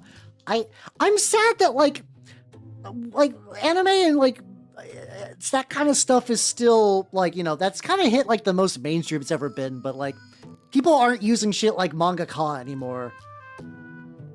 That makes me big sad. That makes me big sad. They're like, oh no, this character isn't kudere anymore. They just got autism. Like, oh man. Oh man. It really does. It has so many, like, it's, once again, that was a joke. That combination of image and like song was a bit. Cause fuck it, why not? People fucking loved it. People fucking love. I still think it has something to do with the fact that like some people do think it's Italian brain rot, which is all I know is about Italian brain rot stuff is vaguely it's like some sort of AI nonsense thing that I don't super know much about. That there's apparently like set characters though. Like people have made enough Italian brain rot set characters that there's like, in the same way that people were like, this is a skibbity toilet thing. People are having like Italian brain rot birthday parties for little Jimmy. And it's like, oh, that's okay. That's fine. That's fine. I don't know. I don't know if it's do memes last longer in the old country. Who knows, I guess. See, so, okay, so you know the characters then. I don't really have a strong desire to. Like, I will... Yeah, but everything, to be fair, everything is a Roblox game. Everything is a Roblox game, and it's always weird because there's like, I don't know. Like, Roblox always feels weird because in my brain it's like, oh yeah, no, this is just like goofy Legos, but it's really like... Effectively, like, you know those like 501 video game systems? That every game is just like the most like horrible ripped off garbage you've ever seen. For years, people were like, these are stupid. These are junk and no one should ever play these. And all those just basically are just now Roblox games. And people are like, yeah, no, all I do is play Roblox. This is fine. Look at my avatar. It's like a sparkle dog, but also looks like a Lego that's been out in the sun for too long. I don't understand. I mean, by the sheer numbers, there's probably some gyms, but I also feel like any amount of time I would spend looking for those gyms, I could just play another good game that exists. Yeah, it's like, that is the thing that kind of tempers it a little, my old man crotchiness a bit, is like, I was on Newgrounds when I was in like middle school. There was not good stuff on I mean, there was great stuff on Newgrounds, but also like, you know, nothing that was like furthering my mental development on there. I can assure you that the damage that Frank's Adventure did to me could only been realized once I became a VTuber. Like it just do be like that. How you doing, Matthew? How you doing? Welcome. We're talking about how I don't really know much about Italian brain rot, but how like technically I was on Newgrounds too. Yeah, Flash. Because like I mean, I did used to play like actually real Flash games on there. The funny thing is actually arguably. See, I like throwing Frank's Adventure out because you either know it and you're like, oh god, or you don't know it and it's like whatever. Maybe that's so. I know there's like a streaming platform called like RPlay or something like that. I know that's where a lot of VTubers play spicier games. Maybe that's the thing I gotta do one day. One stream where I just play Frank's Adventure and be like, oh god, what the fuck was in this? I don't remember. Definitely could not do that shit on Twitch. Dear God, no, but... Ooh, how'd the game go? How'd the game go? I played it up Trench Crusade in a hot minute and I miss it. Ooh. There we go. But yeah, ironically though, is like weirdly enough, I was probably more on I don't know. I definitely missed like the September thing. Yeah, if you recognize Slutty McSlut, who I feel like every couple of months I put on stream just because it's really funny that like this was just a character from another visual novel that someone's like, perfect. You're my Flash games protagonist now. You are in certain spheres of the world, you are arguably more famous than your original version. Oh yeah, no, everything was just ripped off art because a lot of people on there couldn't fucking draw. Some people could, but they were doing animations. They were not doing the games. But I used to be more on albino black sheep than Newgrounds. So I was more of like a Flash video watcher than a game player. Though I did play. Okay. Hey, here. I just don't recall at what level of layering that was at. But yeah, I would play like Alien Hominid and a couple other ones, yeah. I actually just miss Zone entirely. I think like by the time Zone became a thing, I was already kind of like not really viewing Flash stuff anymore.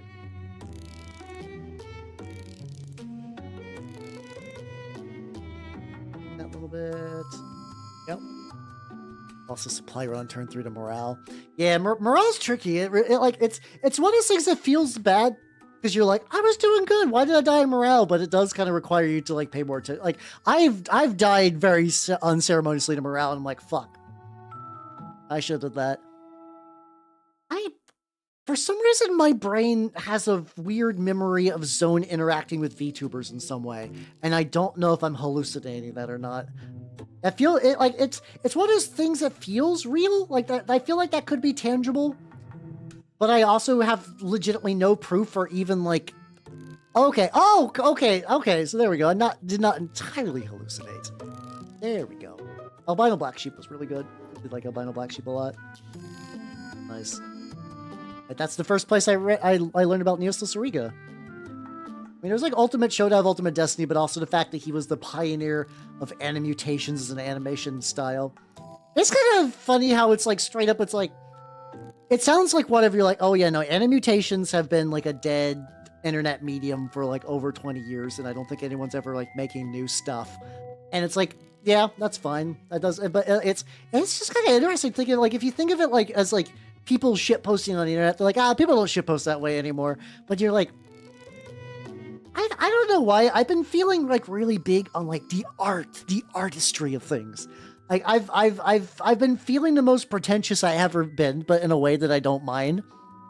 But that like I do wonder, will there ever be like, is there an academic paper on animutations? Like the tendrils of that and like a whole generation of like people who are learning how to do Flash animations and stuff that would go like Neoslis Origa went on to do big things, and that was like some of his earliest work.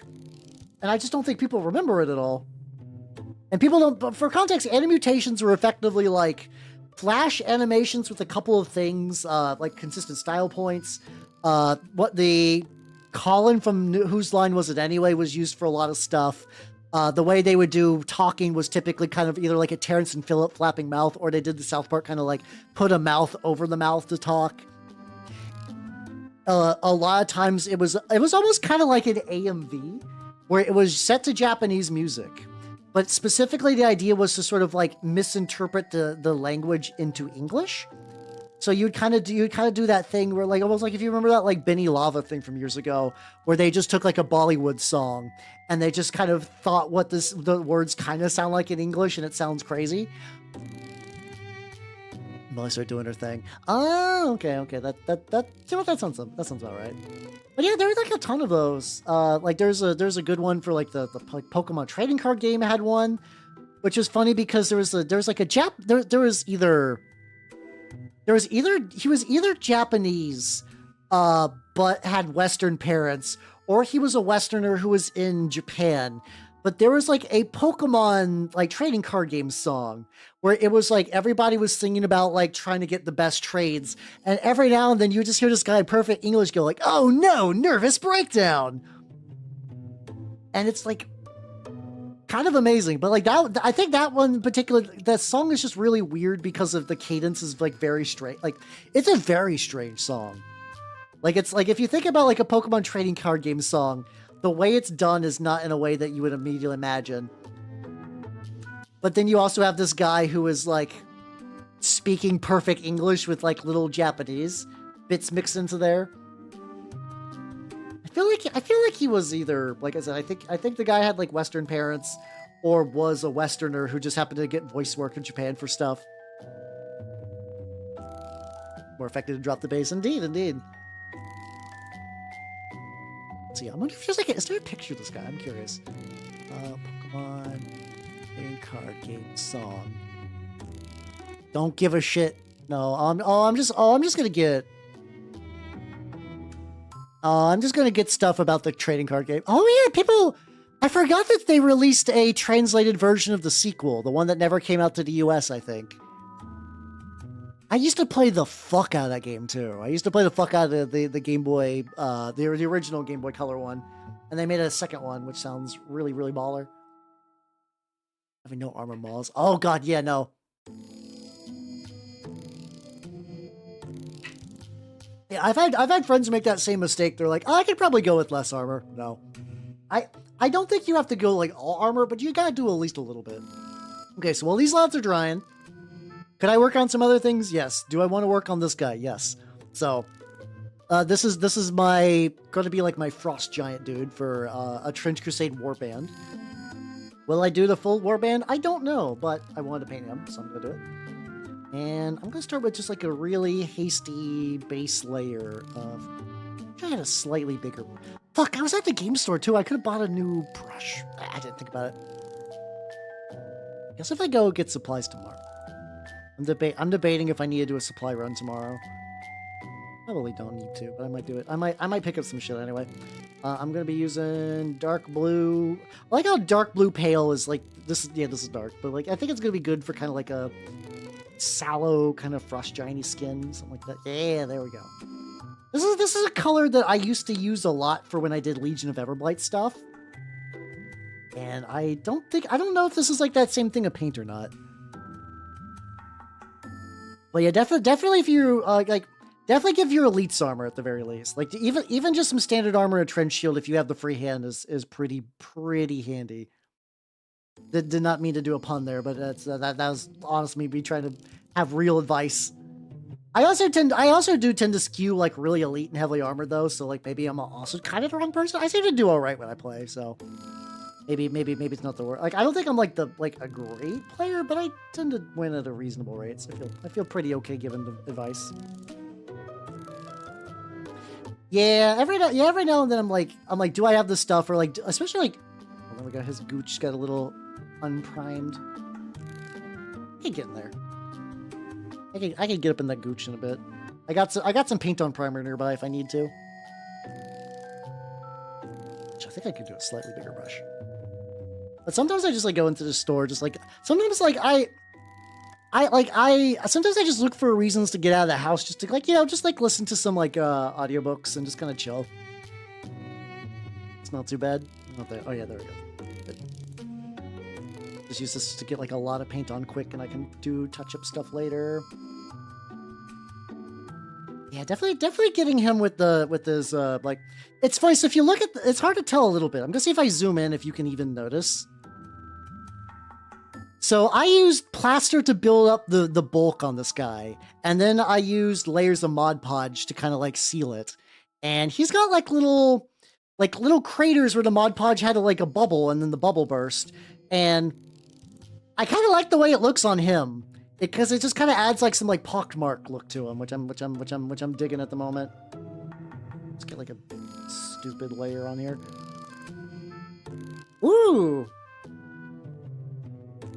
Yeah, kind of like, and like this little bit in the back is where like I use some blue like blue tack to prime him, and some stuff came off, or just like I didn't have it like enough layer. I don't disagree. I do use Mod Podge on minis from time to time, especially for a boy this big who is pretty much like, as a large enough model, this felt completely right to do Mod Podge. Normally I wouldn't, unless I was doing like I want some slime. I've sealed models with Mod Podge for like slime stuff. He's got like a good collection of just like fucked up boils and whatnot. Also, I'm keeping a trend that every model in this warband has like a little Alpha Legion symbol somewhere on them, in case I ever want to use this for 40k stuff. It's just like a little joke. So that's for fun. Oh yeah, no, I mean Mod Podge is just glue with some additives at the end of the day. Like it's not that different than like just like a layer of glue. You can glue with Mod Podge. How you doing, Pimpra? How you doing? Thank you. This is an in-between project for one. I'm still working on turnip stuff. I'm just waiting for some guys to dry. And this guy's got a lot of blue on him, so I'm just getting some layering. Yeah, it's like PVA glue with something added. I know it's not just vanilla for Mod Podge. Oh yeah, how you doing? How you doing? How you doing? If you do not know me, I'm Halbernot the Mimic Elf, miniature painting Vtuber of the Nurgle and Skaven variety. Though right now I'm doing a Trench Crusade model, and I'll be doing a Turnip28 model in a quick sec. Yeah, I'll let the rest of this dry. Getting pretty good though.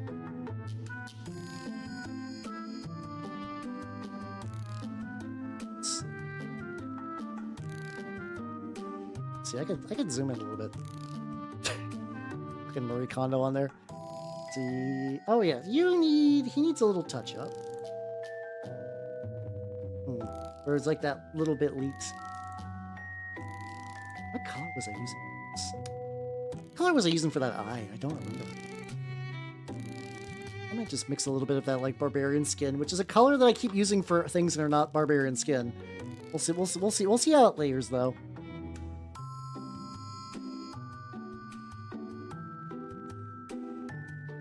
Something that's like, I probably need to do like 1 or 2 layers, but like something that if I paint on thick, it'll still kind of look fine.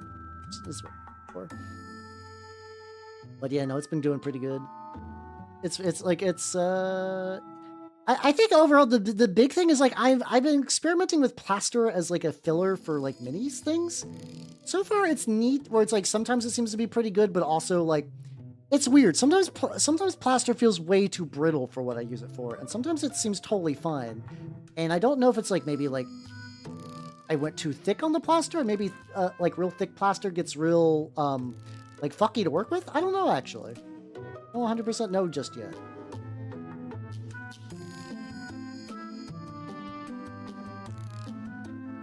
Slightly carve the little areas with some extra black got around there.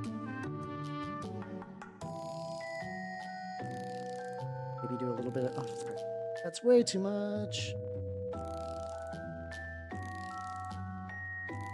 Okay, this is probably gonna be fun. Because if I kind of blend it, it kind of goes back into being like a very garlicky shade. I don't think I gotta do this for like every single one either. Got you, buddy. You're looking pretty good. Itty bitty little nubbin. There we go. Yippee! Look at him. Look at the lad. Excellent. All right, one lad good. One lad good, I say, as I shove him into the void and he falls over. This guy's fine. Basically, I'm just touching up some ice stuff. This guy's one singular eye is doing pretty good. This guy I feel like is one of the more fucky looking ones just because I decided to give him that like eye at the top of the stalk. Doing good. You, buddy, you're doing pretty. I could maybe get like a little. Fine. I need to do some brown on the base, and then I need to do some dry brushing on that brown. He's good. And I need to do some dry brush on the legs. Yeah, PVA glue I've used for basing too. It's for like, oh yeah, this guy stuff. I used to do a lot more like actively gluing rocks. Now what I do is I just kind of use texture paste and I put the rocks over it, and that usually seems to work.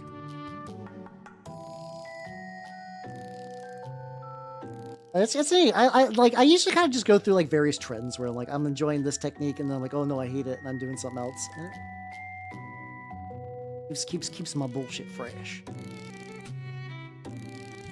You're touched up. How you doing, Pato? How you doing? Yeah, everyone loves the little lads. Everyone loves the lads. I've created an adorable creature that is born to die. Well, actually, the funny thing about it in Turnip, these guys, they come in units of 6. They die pretty quick. They have shit armor. They do okay in melee. They're very inaccurate, but they get 2 attacks each, which is like relatively solid, actually, all things considered. But their big strength is that whenever they die, like the whole unit gets wiped out, you actually can bring them back in a piece of rough terrain. They can't claim objectives that turn. But you can, their main ability is to be annoying.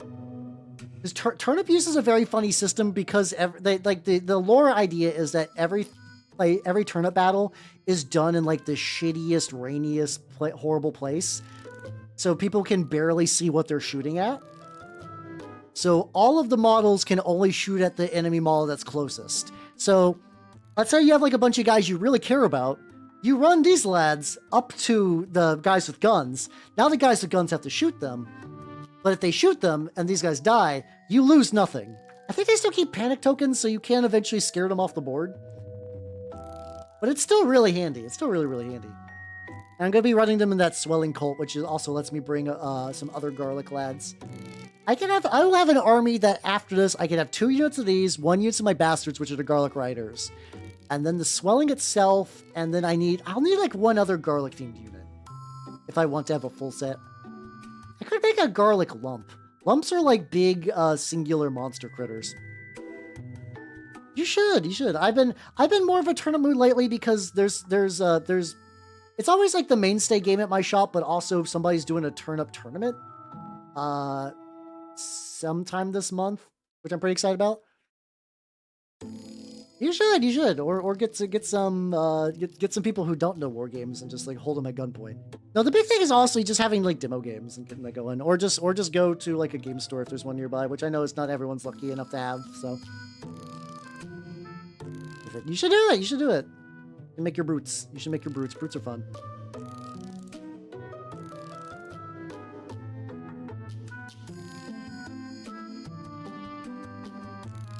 Okay, I did not get the back of that eye, but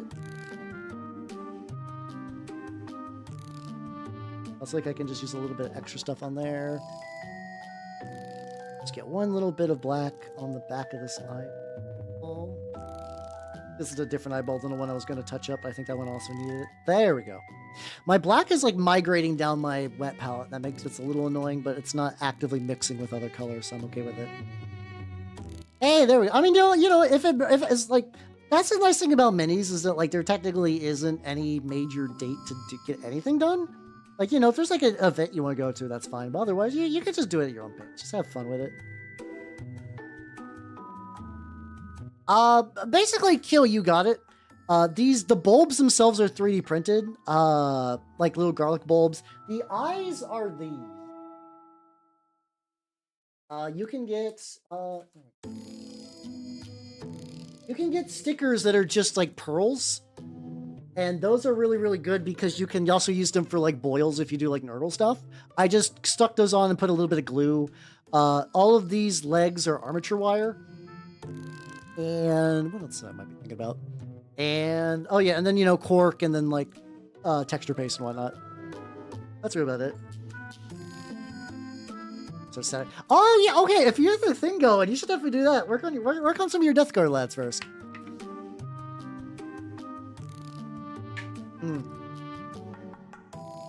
Especially if you have like an event that close, I found that just like at the very, very least, just get like any amount of color on them. Get any amount of color.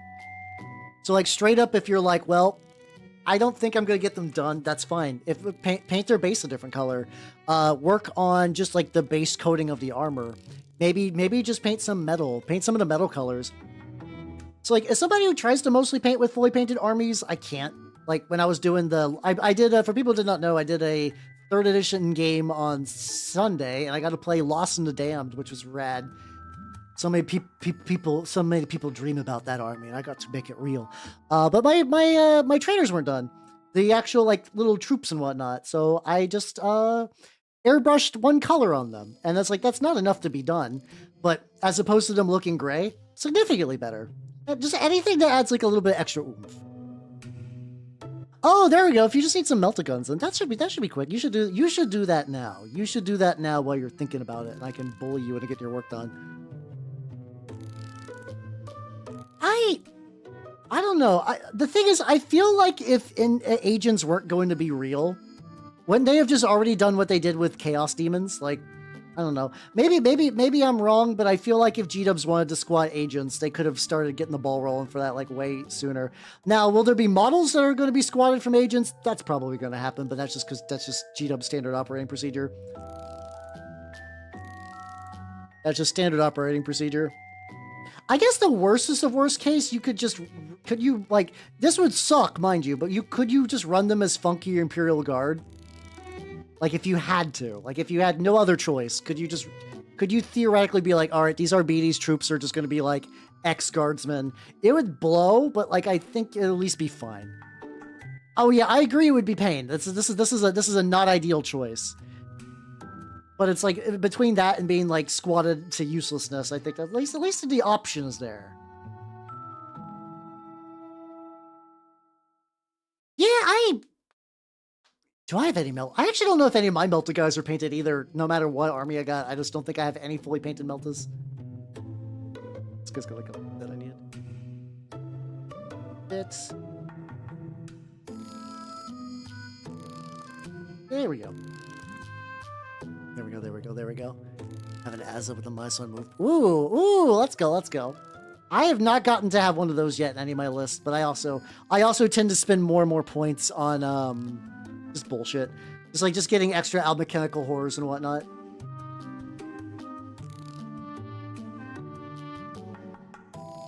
Oh well, there we go. Those are decent enough backups, but yeah, no, I mean, you like, I can definitely tell the Ages of the Imperium are like your thing. So like, I hope G-Dubs is kind. That's all you can really hope for at the end of the day. Just hope, just hope. Let's see. These, I know I have to dry brush these. A lot of dry brush in the near future. So realizing there's like a very, very, very narrow little area where I guess just gotta. Can I wobble in there? Can I get up in that shit?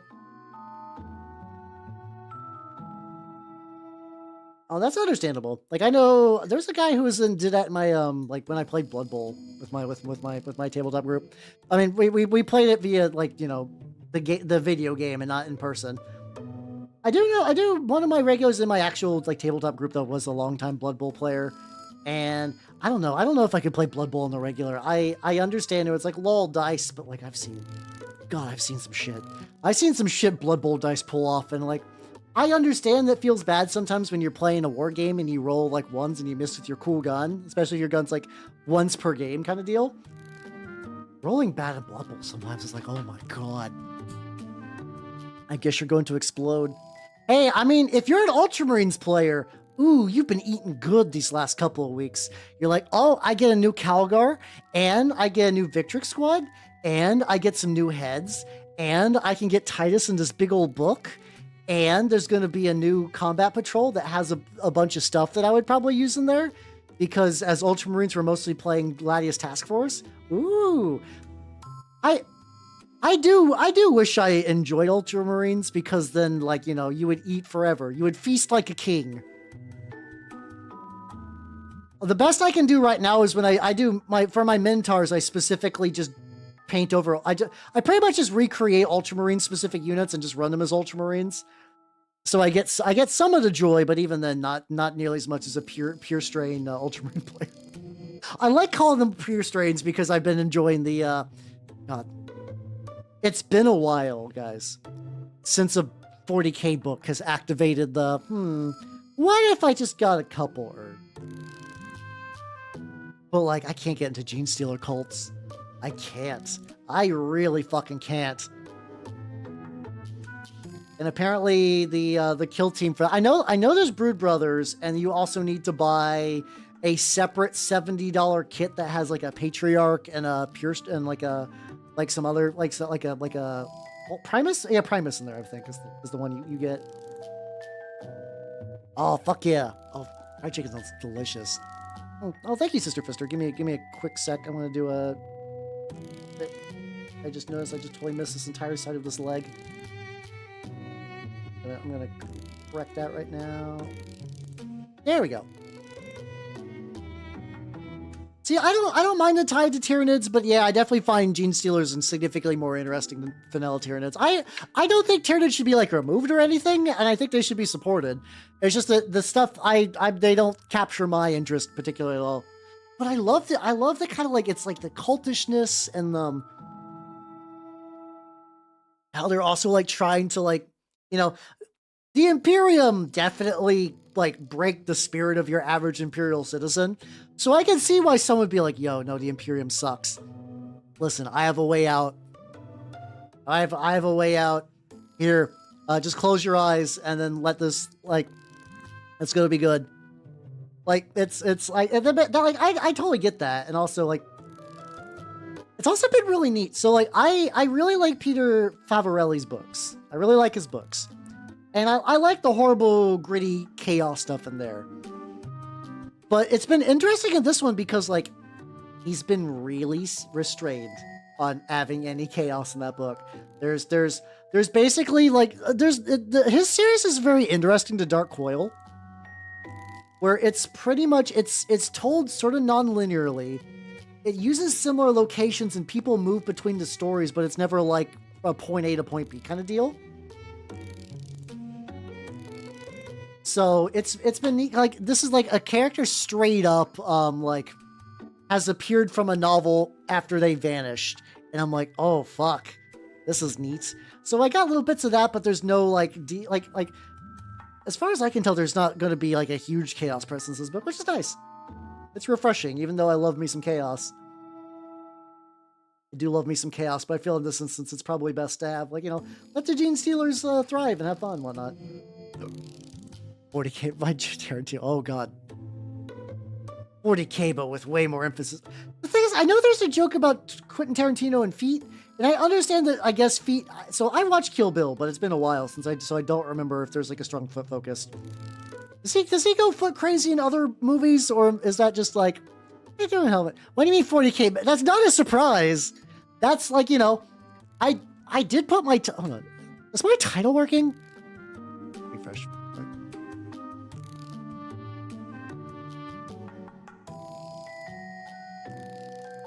For some reason on my end, I think it's being wonky. Let me double check. Is that right? Okay, it says I'm streaming the right category. For some reason on my back end, it just straight up doesn't show the category or anything. I was like, have I been streaming to no category this whole time? I've had that happen before. We good though, we good. All right, let me see. They got a dry. Lad, how are you looking? How you looking, lad? Moist? Hell yeah, brother. Let's see. Oh yeah, I think a couple little bits. Also, this is lots of like fabric and actual chains. So I got a lot more leeway for like painting him up, which is kind of nice. Get a little bit more. I put that paint out. There we go. I put it on a rack. I should not. Does I have a speech? Okay, that makes sense then. Fair point. Fair point. Elder. Hey, yo, let's go. That sounds like fun. Are you doing like some like TTS games with them, or are you doing like you're gonna get them some get some models to get them into painting? Got some books? There's a Corsairs book that came out recently called Void Scarred, I think. I don't know if it's any good, but I remember I was checking Black Library for this month because there's a Night Lords book, and I was like, the tricky thing. It's like, I don't know how that Night Lords book, like the premise seems already very, very similar to the Night Lords trilogy. And I really like the Night Lords trilogy. So I'm like, what the fuck is this going to add? But I also, as far as I can tell, this has zero continuity with that trilogy. So I'm not going to get like to see like any of the reoccurring lads. Which fucking sucks because I want to. Oh, why is paint pooling weird? Like turning like dark into recesses. What the fuck is happening here? Like a weird chemical reaction? Is this paint just old? I mean, it is old, but like, I could fix it. It's very strange.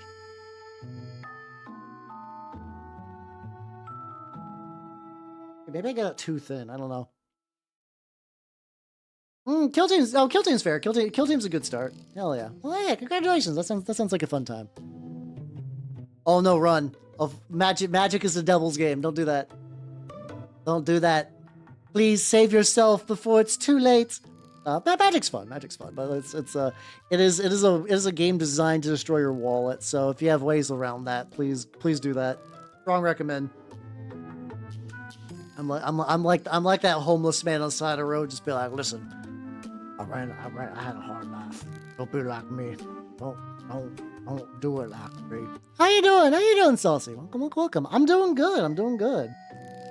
I'm trying to save someone from magic, but also working on this lads while some of my turnip stuff dries. You're in too deep. You could be gay and be thrifty. That's not a mutually exclusive proposition. I don't think being gay and setting money on fire is a stereotype I'm aware of. I don't know. Like I know like a okay amount of gay people. They seem to actually have like a lot of money, weirdly enough. Won't be able to. No, that's fair. Be gay and make proxies. Yeah, I'm sure. I feel like somebody's probably already made that like line before. I get this hand as much as I can before I move on. Like physical. That's fair. That's fair. That's the understandable way. You'll be fine then. Get that on a shirt. I feel like the only way to do that is you need to take a shirt you bought from a thrift store and then like put that on there, like iron that on there. Like if you buy a new shirt with that on there, it wouldn't be the same. You wouldn't print an EDH deck, would you? I actually, weirdly enough, I don't morally mind proxies. I just don't do them. I just don't like go out of my way to get proxies very often. Usually the thing that like whenever like my group does do the occasional proxy for Magic thing, and usually it'll be more like, hey, I'm doing an order. And for me, it's always like those cards that are commons, but like they want you to have 30 of them to make a deck, like Slime Against Humanity or the Nazgul. I'm like, oh yeah. Put me in for those. Those are stupid expensive for no reason anyway. And like, it's like one of those. It's like I don't even know if I'll like a Nazgul deck. Like I asked to get some in order. I got a bunch of Nazgul, and I'm like, nah, I'm good. I actually don't think I want to build this deck anymore. So that would have also been like, oh God, sorry, I didn't know irony. My bad.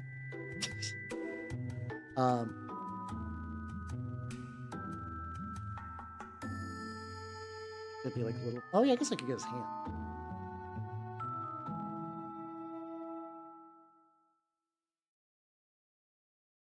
Hey, look at him. Look at the lad. Lad looking nice. Yeah, stuff like Heir Apparent. The Heir Apparent, I think somebody else was like, I want to do Heir Apparent, and I was not particularly giving a shit about it. Like for me, Heir Apparent is just like, I know exactly how that deck is gonna play out. I'm good. I don't need to play that deck. What's it gonna do? You're gonna play a lot of Heir Apparents. Maybe you'll play a Thrumming Stone, and then you'll get to have the big Thrumming Stone play, and then you're like, oh wait, no, I'm just playing the same creature over and over again. Arena's probably not a bad way to play Magic these days. I play physical, but it's because I have a dedicated group that plays Magic, and I play Magic with them. Dry brush.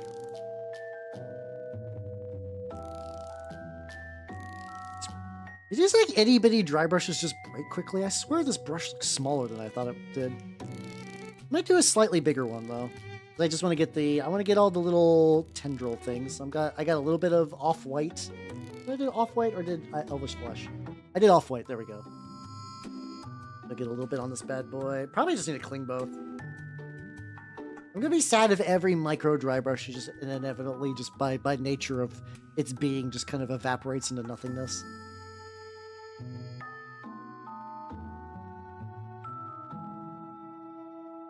This is gonna look very similar to the bulb. That's not gonna quite work. Other options would be if I put like a really, really light brown. What if I do... Okay. Apparently I have 2 vials of Griffin Claw, which I'm kind of surprised. I don't recall. Okay, this one I guess is brand new because it's like not even dirty up top. Yeah. Oh no, that's totally fair, yeah. I think everybody does that for certain games where it's like you played a lot and then like people move on or like you like move to a different area. Just like that's the unfortunate thing. I love my nerdy social hobbies that are like all these things are like really, really cool. But it can just be like life someday will be like, hey, that game you like, you can't play it anymore. Or like your group is gone. And it's like, damn, well, okay. I guess this thing that I enjoyed will just not be a thing I'll enjoy for a while then. I see how it is.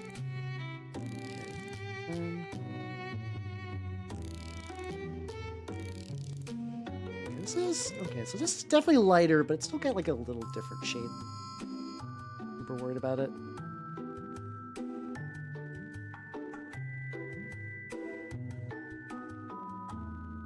As much. I have to be really careful. So the wire is like relatively sturdy. Like I don't have to be like too soft with it, but it can bend. And if it bends, it's not the end of the world. But it also like crack the paint. So it'd be just a wee bit careful.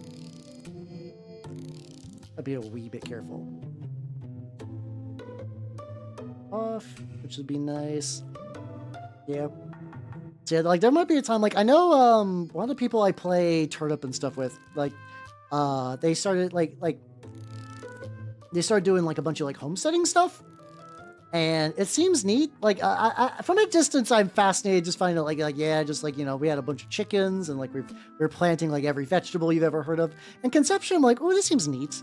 And apparently it's not too bad, but there are terms for doing like harvest or whatever. You're like, I have no free time forever. Like, oh, that's unfortunate.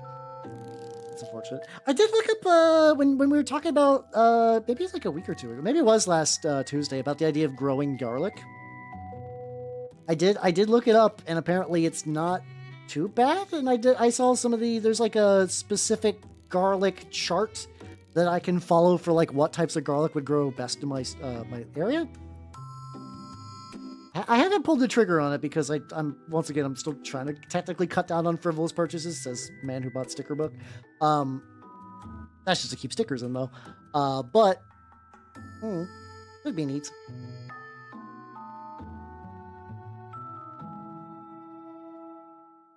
Yeah, that's something I've kind of wanted to. I really like the idea of those raised bed gardens, but that is like, okay, I either need to learn an entire another hobby for the for the woodworking portion of that.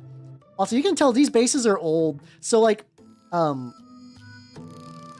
rebased all my storm vermin because storm vermin used to be on 25 mils and now they're on 32 mils because the new models are bigger. Like, that's fine. So I had all these like old 25 mils, and I also recently stripped the paint from all my storm vermin. So I just had all these bases left over. I was like, these guys will be perfect. It's like, I think I mentioned, like, I primed them white because I saw a thing that you could do like streaking grime and then do some coloring. And there was one example of that. Oh, this one. I started to do that with some of the red, and I just didn't look great. I'm willing to give it a couple more shots though, you know? I mean, that's depends. So what do you? I would say, if you have other models first, like if you have unpainted models, definitely do those first before you start stripping stuff. I say that as someone who stripped all my storm vermin. For me, the reason I stripped them is because they weren't done.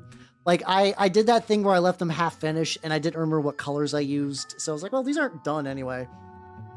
I could just put them in the same like container with a bunch of other minis and just call it a day. Like if you got other stuff to work on first, I would do that. So like, I'm willing to be a hypocrite on this because I still think that's like better to do it like that. There we go. I think it'd be better. I think it'd be better to do it that way. But I don't know. Once again, my painting schedule is so powered by my thoughts of whimsy that I don't like. I know that I'm going to be doing 2 more painting streams this week, but I actually don't even know what I'm painting necessarily. Like, I might go back and try to finish the rat war dog because like it's there. Like, that's probably gonna be my fallback. How you doing, Lamantis? How you doing? I'm working on the lads. I'm working on some delicious garlic lads, and they're turning out pretty good.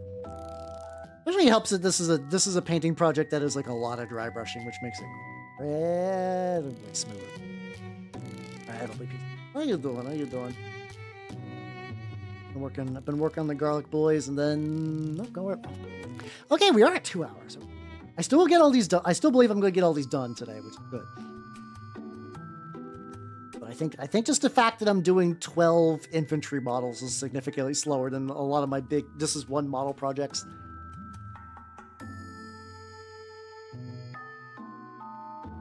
I guess the tricky thing is like, and I'm realizing this. I'm a little, because having access to a 3D printer helps. How many what bits do you have access to? Oh, you're gonna do some casting. Oh, that's gonna be rad then. Yeah, that'll be a way around it. I just found that a lot of like because I've seen people have asked me too. It's like what like, you do pretty good kit bashing. What's your secret?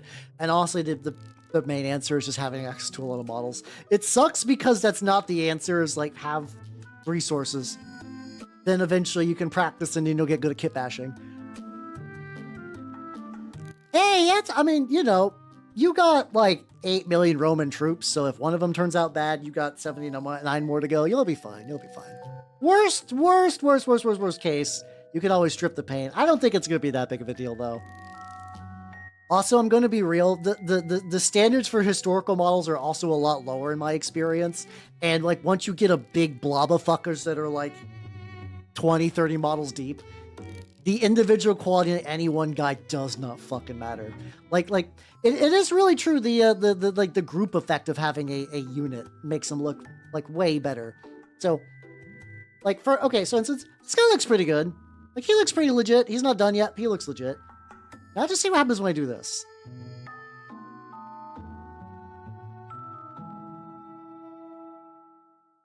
Look how much better they look as a squad. Like instantly. Instantly they look better as a squad. Still like little bits of brown I gotta get on them. Get a little bit of black on there. No, don't do quick shade. That stuff is the devil. No, that's mischievous advice. There we go. Got that fixed for later. I mean, that's fine then. Like, a lot, like, I played a game with some of my earlier models recently, and, like, this is not the exact one I played with, but I played one with the same gen. And, like, I don't hate the way these look, but I definitely do a lot better now. But, like, you know, that's fine. It's like, weirdly enough, I've been finding it's like getting used to your own voice. Which you're like, oh, I don't like the way I sound. The way I sound sucks. I feel like you can almost reach, like, a painting equivalent to that. Where it's like, oh, I don't like seeing my old models. I don't like that. You get used to them after a while, though. It's weirdly enough is looking at your older work and being like, yeah, there we go. It was good for what needed to be. I feel proud. I've improved, but I will still put this painted model on a table when a lot of people don't, which is really the big thing at the end of the day. Yeah, but you can also just use varnish. I don't know. I'm used to people putting things in the Army Painter quick shade, and then it comes out the other end as just like a brown lump. Oh, well, the thing is, so these are glued together with PVA glue mixed with baking soda. So like I'm not gonna squeeze super hard, but like.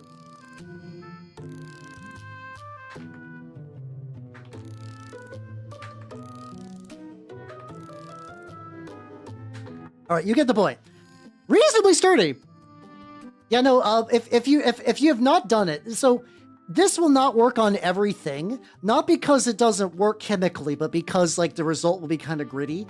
PVA glue, not PVA glue. Sorry, super glue. Just typical like clear super glue plus baking soda makes a really stupid hard bond. It's really nice. It's really, really, really nice. Oh yeah. The thing is with the imposter syndrome stuff, it's like. I find, I don't even know what the gritty is. You're gonna have to get used to it, and I mean this in like the nicest way possible, because it is impossible to like. Here's the thing, like because of social media, we will see the best models that have ever lived at all times. Like I paint on the regular. I can think I'm doing better. There are people that like. I've been going since they were like 12 goddamn years old and had like painting pairs and stuff like that. That's still, so I did finish that Adam Savage book, and it's still every now and then where it's like, it was generally a book of good advice, and I'm glad I read it. But like, man, he's talking about, I was like, and then my super supportive artist father with a full workshop let me get inside of his workshop, and I got to do whatever I wanted. I'm like, fuck. Must have been nice. Yeah, there we go. Yeah, I mean, it sucks, but like the thing is, it's just like you got to compare it either to like the scale of your local shop, or just realize it's like, you know, people are going to be better than you at literally everything you do in your entire life. It's either you suffer because of it, or you decide to say fuck it, and fuck it is a healthier mindset for sure. That's also true. A lot of these people, like, especially like if you're working on something and somebody's like, oh yeah, the new Krieg box, I painted that and it looks beautiful. They are part of the Games Workshop loyalty, like not loyal, like the social media platform thing. They got sent that model like 3 weeks in advance. They had 3 weeks to paint it, and painting is their job. Like legitimately, that's how they make money, selling tutorials and classes. It would be impossible for you to ever reach that standard in the time they do, unless you were also in their pocket. How you doing, Lemon? How you doing? Yeah, you live for the process too. Exactly. Yeah. How you doing, Dad's old shop? How you doing? Like, what's your actual like name? It's like, sorry, like Mertgrin? God, I feel bad. I followed you back on Twitter. I'm like, I remember you actually got like a name outside of just Dad's old shop. How you doing? How you doing? Welcome, welcome. Yeah. Yeah. Sometimes you gotta fuck it and ball because that's the thing. Like, you're competing against literally everyone at all times. Like one of the artists I really like looking at is Richard Gray. His stuff is amazing. But like, dear God, no, that guy gets the model sent early, and he's like, well, I spent 30 hours working on a breastplate. Well, not 30, he spent like 10 hours working on a breastplate, which is buck wild. I also think that like that is also something that I find really interesting about the kind of like Inquisitor28 DIY sphere, where you put more emphasis on like, you want your shit to look good, but like also by the same token, like, adding to like the narrative or like what the model means to you, or even like attaching to gameplay, like putting other factors for like, this model is good, I like this model, than just pure like raw mechanical, this is good. Mutgrin, thank you. I'm going to forget that pronunciation in advance, but I will try. Mutgrin, there we go. Yeah. Oh, yeah. I think Richard Gray this year was like, oh, yeah, no, I took too much time on a thing. I'm not going to be able to enter Golden Demon. Whoops. And it's like, that's buck wild. That's buck wild.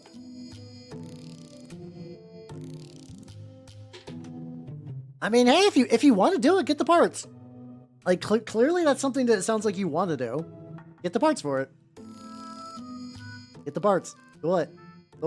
I mean, the usual asterisk if there's a financial thing that's locking you out. Don't like blow the bank or whatever. Like, you can do it. Just because, that's also why, like, sometimes too, if you're like, how come sometimes you finish a bunch of things and sometimes you just like work on a bunch of projects kind of really piecemeal? I'm really flighty. I just kind of, if I want to do something, I'll do it. And I just kind of like keep going at it. And that's really about it. You're doing, I think some of these I need to touch up the brown again. Space is really, yeah. Yeah, exactly. It's I do love how you can just like strip the paint from a mini and like, oh yeah, brown too. Let's go. Fitting brown or bootstrap brown? I have so many browns. I love the color brown for mini painting to the point where I now have too many browns, and sometimes like they're very similar. Like, this is like a cooler brown. This is a warmer brown. And I got like a skin brown, and I got like a charred wood brown, and a dark camo brown, and a tan brown, and a tan earth brown. It'd be like that sometimes. There we go. Like, that's a brighter brown. I'm gonna dry brush over these bases anyway, so I'm not super worried if the colors are kind of wonky. I just need to make sure that like if I see like a little bit of like the cork showing through, that gets covered up. There we go.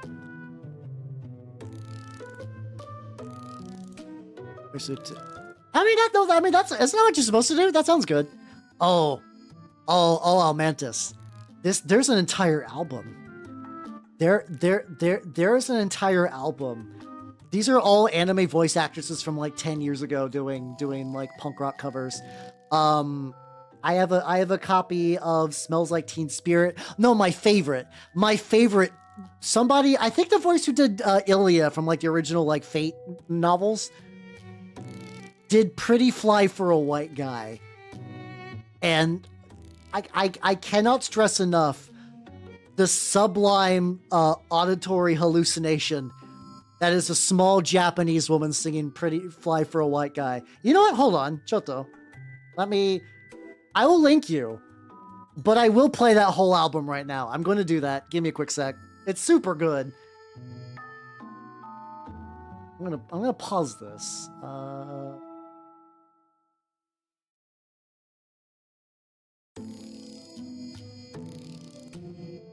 Legendary Punk Songs Collection. There. Okay, let me get you a link. No, never. No, you're stuck here. I'm sorry. You are now trapped. This would be the link to the album, which I'll go ahead and post here. Nope, I'm sorry. I put wood planks on all your doors. You can't leave. You have to listen. You have to experience. There we go. And then I'll play it on my end. There we go.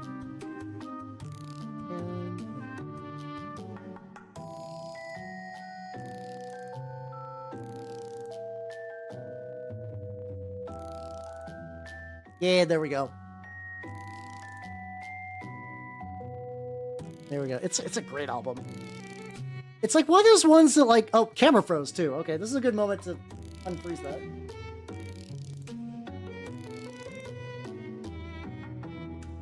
Oh, digital camera, try your best, buddy. I think it's just like, it's sometimes it gets a little hot. I have to restart that connection every now and then. Unfortunately, I seal off my AC because it was getting cold because it's fall, but nah, it's warm now. There we go. Oh, let me get the YouTube side back up so I can see the YouTube people. There we go. I keep forgetting I have Marie Kondo with a gun. Like every time I look up, I see Marie Kondo with a gun. I'm like, okay. I also, oh yeah, there's also the horseshoe crab milking. For some reason, so like, I have a different scene in OBS for all my zoom levels. So like whenever you see me go from like this zoom to this zoom, these are not actually zooms. These are I basically, the resolution on this is high enough that I just kind of do that to like zoom in digitally. Which also means that every single one has like a separate series of bullshit. Which if you're ever like, why is there different stuff going on, Hal? That's the answer. That's what's going on there. In there. These guys are getting really close. I guess basically I gotta get the bases, I gotta dry brush the bases, and then it's enamel time, which is gonna take a bit just because I got so many to do, but that's honestly, once you get to the enamel stage, everything else is like pretty hunky-dory. I love these lads. I don't know if I'm gonna be playing Turnip this weekend. I know there was some interest in me doing Trench Crusade because I want to do Trench Crusade. I do. So like maybe I won't get to test them out. But then again, Turnip games are short, so I could probably get like one in with the lads. I want to try the Swelling Out. It's a cult that requires you to build so many custom pieces for it, but like it's always looked neat. Just dropping a big fuck off piece of dangerous terrain in the middle of the board and be like, all right, come get some. Come get some. I just dropped a bunch of garlic. What you gonna do about it? Yes, this one. It's the one that has like little alcove that needs fixed.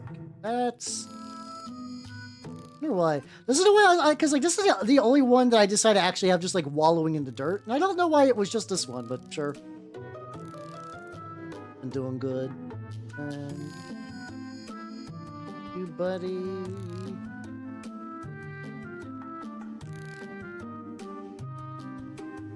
Then I guess when I know I can work on the giant a little bit, but I kind of want to do a little bit with the Lord of Contagion. So, I'm gonna, okay, so these guys are drying. I got this motherfucker. This motherfucker is really close. He's really, really close. I just need to do, I think like a couple of small little things. I still don't know if that's a good idea. I kind of wish I didn't do the slime leaking out the arm over here, but it's kind of too late. Unironically, yeah. I'm just gonna be like, it's garlic time, motherfucker. Hell yeah. Just slap a bunch of bulbs on there. I do need to make me a garlic lump. I need to make a garlic lump so I could run a full garlic army. That probably means is I need to 3D print a gigantic garlic bulb, but I also need to find like a model that I can graft that onto. So what this guy needs is I want to put a little bit of like that flesh color in the mouth of the Zombo. That needed to happen. Oh yeah, brother, it's garlic aioli madness. There we go. Sounds great right now. Get around there. I don't gotta get like super detailed. I guess this guy's like basically done, but there's like a couple little remaining things. Like this guy's got some like little slug buddies on there. That's some like a light skin color, which I don't know if that would be necessarily the best highlight for those. Okay, that made it like a little brighter. Because like, he hasn't got like a ton of them. And I can just have it just like look like slightly brighter than the rest of the model. Yeah, my sounds great. I had like a really bitchin' like just like a random restaurant in the middle of like this like place I go to every now and then, just straight up just had like the best like sauerkraut and sausage I've ever had, and like really bitchin' garlic aioli. Like it was really, it's like I could. The sad thing is I do not remember the name of this place, and I don't think I ever could. And it was in like a really nondescript part of town, so like I don't think I can ever go there. Hulk Hoagie. Oh yeah, brother, Hulk Hoagie running up. I don't know. I really don't know much about Hulk Hogan other than like Once again, pro wrestling's a thing that I feel like at some point in my life I need to sit down and really, really learn because I would probably have a great time. I just have not made that commitment yet. I probably would just go directly to like, I think I've been told that like Attitude Era would be the most fun for some dumb bullshit. Like,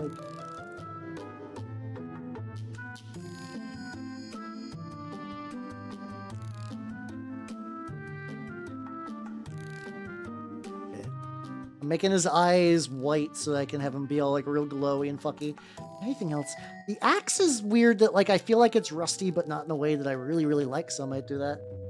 Oh, I wouldn't be surprised if he's overrated, for sure. I think I can do a similar rust effect with a skin tone. Where's my dark flesh? There we go. Yeah, I mean, the sad thing is I think like a lot of, not every wrestler in that era was a bastard, but I think it was like Hulk Hogan definitely was a bastard. Vince McMahon was like the bastard, just like a crazy asshole from what I understand. And it just kind of keeps getting worse. Actually, I think those two are probably the worst and kind of just goes down from there. There we go. So this is like a redder rust, which I kind of like. Probably not go too crazy. Need to keep. Like I think the axe at this part being as like shiny at the tip is good. Sorry. Okay. So I read that as Mark Hamill, and I was like, what the fuck? When did Mark Hamill wrestle? I mean, I also wouldn't be surprised. Like, Mark Hamill's one of those dudes I like would not be surprised if he was a wrestler for like 3 years. It's like, yeah, no, I got a Star Wars, and I just wasn't feeling it, so I just became a wrestler. Like, if you told me that, I'd be like, yeah, that feels like a thing Mark Hamill would do. That sounds about right. Mark Hamill likes to party in a very specific way. What do I want to do? Do I want to do an orange? Probably not, actually. I wait for the eyes to dry. I get like a little bit more white in there, though. Yeah, Mark Hamill struck me as a small guy. I don't know, sometimes you get a small guy who wrestle real good, but otherwise, yeah, no, I agree.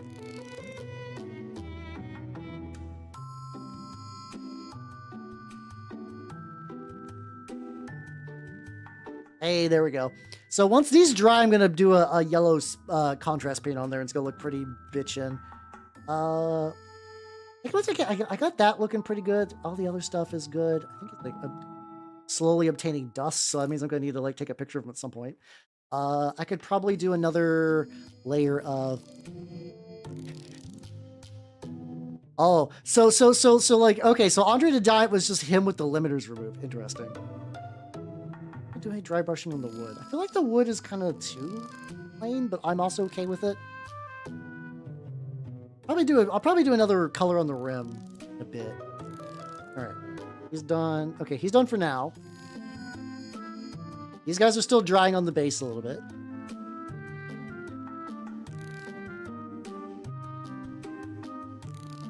Oh, a dark orange sounds pretty bitchin'. Oh, that's unfortunate. Look at these boys. Look at these lads. I want their tubes to be like orange. I did a couple of layers off stream of like the white. There's like little bits where it's not super perfectly even. I'm okay with that. I was debating like, do I want to try to go like yellow and lean into that? Thank you for the hydrate. Oh, there we go. I'm gonna break every jelly in my body for that. I think I'll just go pure orange. I'm also willing just to be like, you know, he's ready for orange. Water red, goddess glow, crusader skin. I accidentally picked up a bunch of extra contrast paint skin tones that I didn't want. Maybe I could just take off this entire shelf and look through here instead of having to do it like in the most awkward way possible. Now I have an orange somewhere in here. I know it exists. I've used it before. I used it specifically on my head. No. There we go. Fire Giant Orange. It was in the corner where I would not notice that. Yeah, see, I was originally thinking about, funnily enough, going for a blue glow, just for like blue-orange contrast, but I'm like, you know what? I want this to be fire. Oh, speaking about, actually, before I do that, I need to add a little bit of white to the ends of these. me get, where's my, there we go. I was gonna get an itty bitty bit of white from this container. There we go. I was wiggling because I needed to make sure that my stuff did not. Let's get a little bit of white, and I just kind of hit the rim. Maybe a lot of paint or super fancy. I think I also got some paint on some of the edges of like the stone and whatnot, so I might need to touch that up a bit. I could try to do the combined thing. I will say this, like I want to get this done. Like I've let this sit long enough. I'm pretty happy with the result that this is going to look like, but I think the more I try to like add extra like little bullshit whimsy. Not that your idea is bad. I think it's a solid idea. I just do also realize sometimes the way my brain works is if I overcomplicate a model for like little game, I will just let it sit. These guys have already sat for a while too, so I'm gonna try to get away from that. Just it's just like one of those things of just learning how my brain works has actually kind of helped me finish stuff, which is nice. Gotta get this.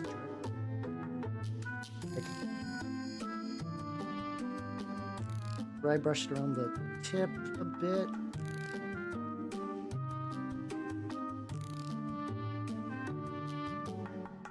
Oh, that dry. A lot of my lads are drying. They beg for contrast, but no, they must dry first.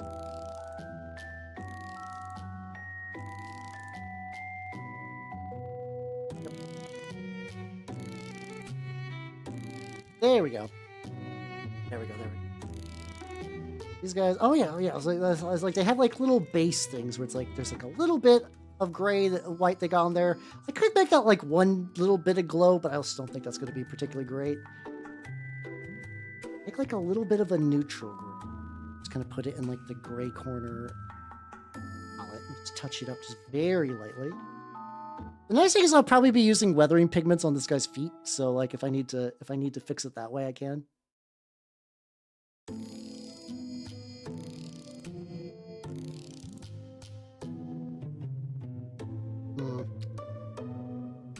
Hold on, just okay. I was like, if I feather it too much. Okay, hold on. Buddy, no. Please, buddy. I'm doing that thing where I'm trying. Okay, so that's not too bad. That's not too bad. All right, so that's done, at least for now. Man, if I finish, like I've like anytime I don't this is a really specific version of brain rot. Like I feel bad if I don't post like at least one finished mini a week, because I like to post them up on like the Instagrams and the YouTubes. I'm like, oh, I got nothing for Instagrams and YouTubes this week. Oh man, and especially if that goes over like a couple of weeks, but not the worst. And then, but then sometimes I'll just do this kind of thing where it's like, oh yeah, no, I just finished like 3 minis in a row today. I'm gonna be eating good. Actual powerlifter. Oh, so yeah, Andre didn't, like, from what I understand too. Yeah, no, it's like, that's what I said. This album is crazy. Everything that went into its creation, I don't understand, but it's good. Yes, no content for the content mines, creator man. 50. Go to the pit for 50 hours and then think about what you've done. Yeah, I mean, yeah, it's kind of like that a little bit. Not a huge amount, just a little bit. Right, I need to do a very light brown. I think tan would be good for the dirt. Palette. Someday I will run out of Steel Legion Drab and look for a replacement. Today's not that day. I did find out that I was looking for like a really good replacement for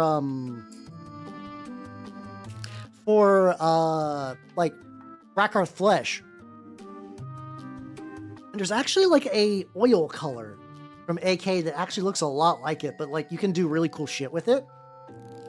So like the nice thing about like for using like some of the enamels I use is that you can put the enamel layers on, and then while it's still kind of dry, from what I understand, I've not done this myself, but you can put like a little layer of that paint on like the knuckles and stuff, and then you can kind of use a brush to sort of blend it. That sounds really, really cool.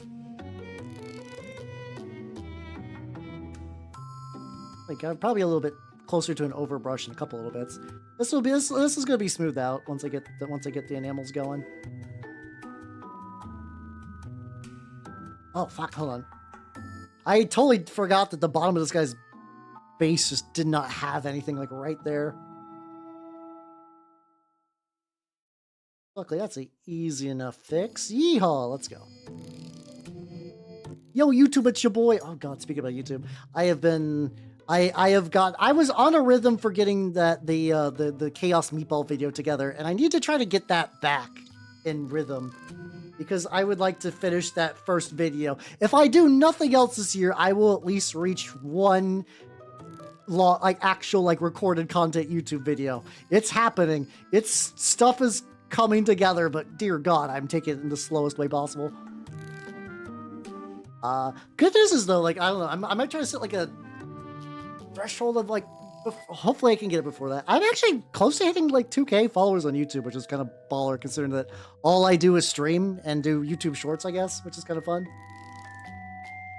I know technically that's what you're supposed to do as a YouTube person, but my shorts are just hey, look at this model I painted, and not edited clips and shit. Which is usually what VTubers do. I do legitimately wonder how many people are just that's a cool model, and then they go and see oh, I want to see who painted this, and it's me. Haha, got him. Got your ass. Got your ass. I have seen one time it was a conversation. Someone was hey, have you thought about making little servant dorks to carry around your alchemist weapons? There's a VTuber named Halbernock that did that, and it was pretty cool. And I'm oh shit. Oh fuck. Got one of the fun ass VODs someday. I think what I just need to do on that one is just publish it. So I have an older VOD channel, and I'm just iffy about how doing long-term VODs will work. If that makes any sense. If I just dump a 3-hour VOD on my new one as a video, would that fuck with my reach? Especially with YouTube being really fussy with its reach stuff. I'm very paranoid about stuff like that. But at least if I put that on there, you would have my other VOD channel. You would have access to it, which I probably should just do. I probably should just do that at this point, just so I can release the demon. I'm never going to have the time to edit it in the way I feel like I would want to. But that would still just be nice to have, I have, and I don't know how I feel about that. I don't know. I'm still just a dork painting minis. It is me, man-child on the internet, and some people are wow, how's cool? I'm I don't, huh? I'm painting a little garlic man, right? I'm painting a little garlic man while listening to an anime rendition of London's Burning, right? You do know that. None of this is cool. It's just dorky shit's happening. But I do gotta take that a little bit of if people think I'm cool, I do have to be a cool person for them. I think that's an appropriate level of respect to pay in kind. So I do appreciate it. Something that has been really wild that I saw recently, and I won't say who, but I have seen people on what's it called? There's people on Twitter using my Oshi marks. Oh hell yeah! It's a very small thing, but it's nice. It's nice. For context, VTubers on Twitter will often have little emojis associated with them. Mine is a rat and a paintbrush because hi paint rats. And some people that are fans of people VTubers will put them in their profile as well. Oh, that's cool. Dorky shit. Yeah, I mean, true. I mean, a lot of shit that I enjoy is dorky, but people find it very cool. So I'm definitely there for sure. I agree. I do agree. But yeah, I do need to get the Goblin with the Fat Ass VOD, which I should just put to the other VOD channel so I could just have that and then just make that available. And then I do still put together the short for my tarnished metal recipe, which is. I gotta get that going. These requests people asking me are not far from my mind. It is actually really interesting. Another request that usually it's not you guys asking, but it's other people on the internet. I don't know why. People really like that Asterian Moloch I did. People really like the Gilliman Asterian Moloch. And I feel bad because people are could you make a tutorial video for this? This is rad as shit. But the thing is, I can't make a tutorial video because I don't have another Gilliman, and I don't think I would ever buy another Gilliman. At least not yet. I don't know.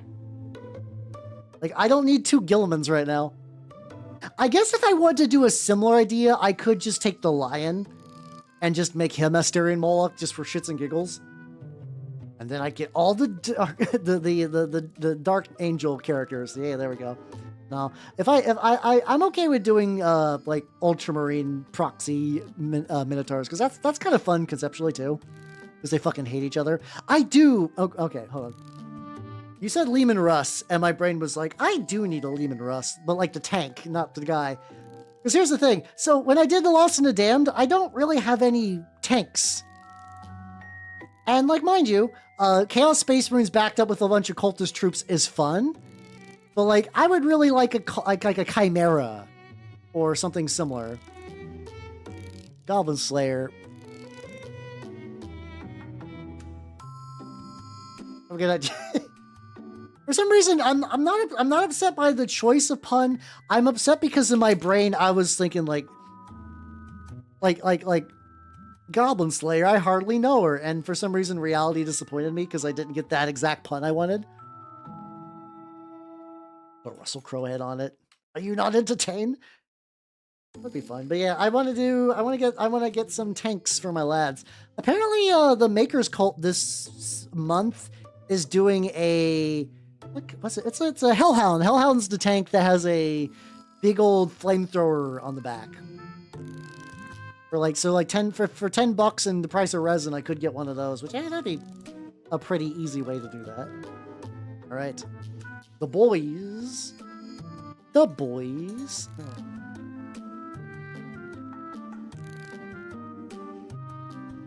Your eyes dry. Your eyes are dry. I'm gonna do that real quick. Yellow is in the back.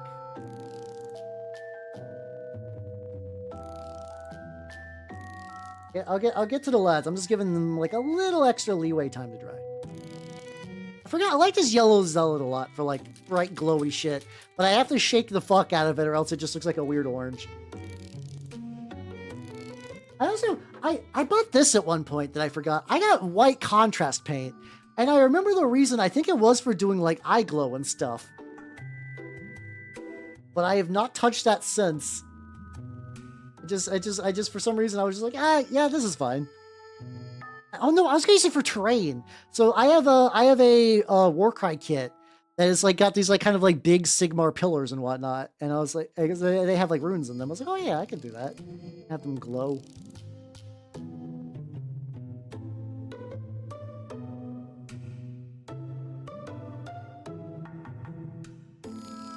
It's coming in kind of orange, no? Like, sucks them out.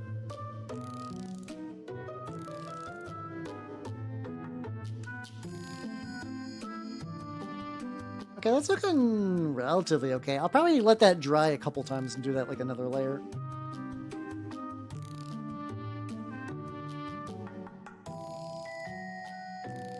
Make it around the edges a little bit.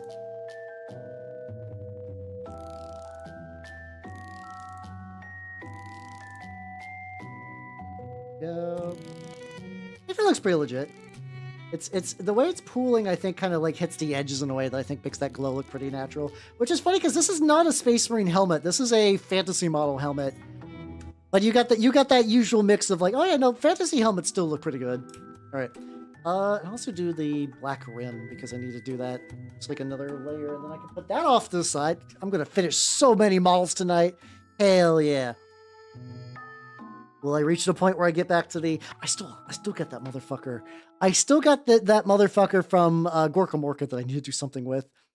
He's been in a state that I think what I just need to do is sit down and just do some matte varnish on him. And then once I do that, he'll be good to go. He'll be good to go for doing some other stuff. But I think the matte varnish is sort of the big part that I really need for him. This guy definitely painted his rim like several times, but I think it just keeps getting coated in like shiny paint and like get some stuff chipped on it. So hitting it this time should, in theory, finalize it. Oh, no. Stop. Stop. No. Ah. Siri, stop. There we go. My tracking device almost wanted to restart itself. That's not good. Don't do that. Don't do that. Don't. Stop it. Do not want. So let's get some orange on these boys, and then probably by the time the orange is ready to go,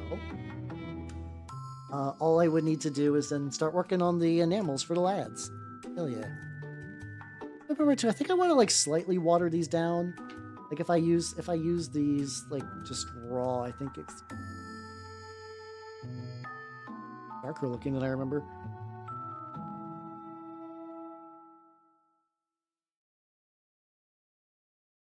Maybe a little bit more. Hey, there we go. Yeah, probably need to do several coats on this to make it look good, but conceptually the idea seems fine. Like bright orange tubes. Because I want these guys, because like I typically a lot of my alchemical stuff in Sultanate, it's funny because like as somebody who started with with Grail, all my guys are weak to fire and Grail, and then now this army is sort of like if I ever had to have my armies fight, I actually think my Sultanate would probably win just because they happen to have a lot of techie stuff for the other stuff I got. It's like they know how to deal with wound markers and wound markers and like dealing fire damage and whatnot.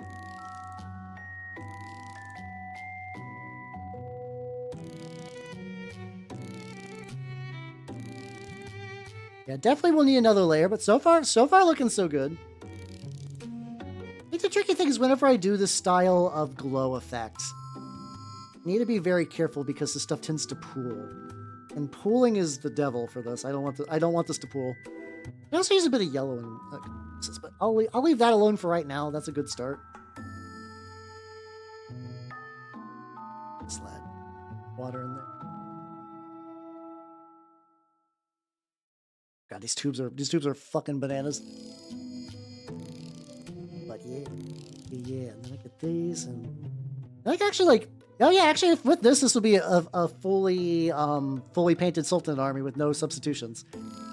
Yeah, I still have so I'm gonna be trying to make like a weird infiltrator homunculus because I realized I could kind of like kit it out to have infiltrate and just start on top of a building and do big shoots. And B, that I could use a mod. Do you guys remember the Geth Stalkers from Mass Effect 1? The ones that would go invisible and whatnot and just fuck on your shit? I found a really cool STL for those. I was like, I could take that as a base and then just kind of modify it from there to look really, really bitchin'. There was a kernel of a project there that just did not get off the ground that it needs to get off the ground because I think that'd be neat. Resist to all. Oh god, yeah, that's it. At the end of the day, you can only even models like I've had models kill a heavy machine armor guy because they got a lucky crit and chucked a grenade directly into them. Oh, that's the best. Killing a guy with a critting what's it called, gas grenade. Mwah, chef's kiss, perfect, beautiful, flawless, peak gameplay. Anointed are really fun though. I never got super far in that campaign with my, because I was like really excited about the idea of going like my campaign army will be the Heretic Legion, the Mammon Warband, the Knights of Avarice. There we go. Because that seemed like to be like the one Heretic Legion that nobody at the shop wanted to play, and that for some reason I just by pure happenstance I needed to be the guy that would pivot to Trench Pilgrims, which I love them to death. It's just funny how that worked out because that was not the intended plan for that.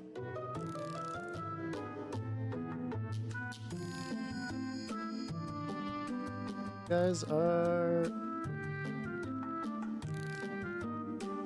so orange is looking pretty legit. Like I probably will continue to add some layers later. Dark actually. Especially because I think this is probably eventually going to need some yellow. Yellow is probably going to really sell to glow, but right now, okay, gotta make sure I don't let this shit pool because that's gonna be bad.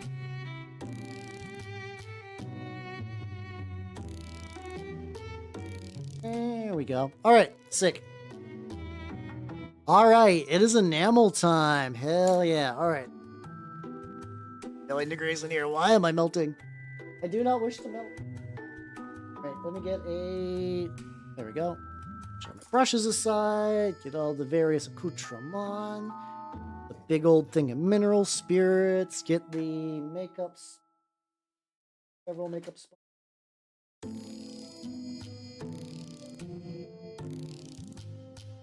My makeup sponges were stuck to other bullshit. Blow dryer, get my brush, get dish.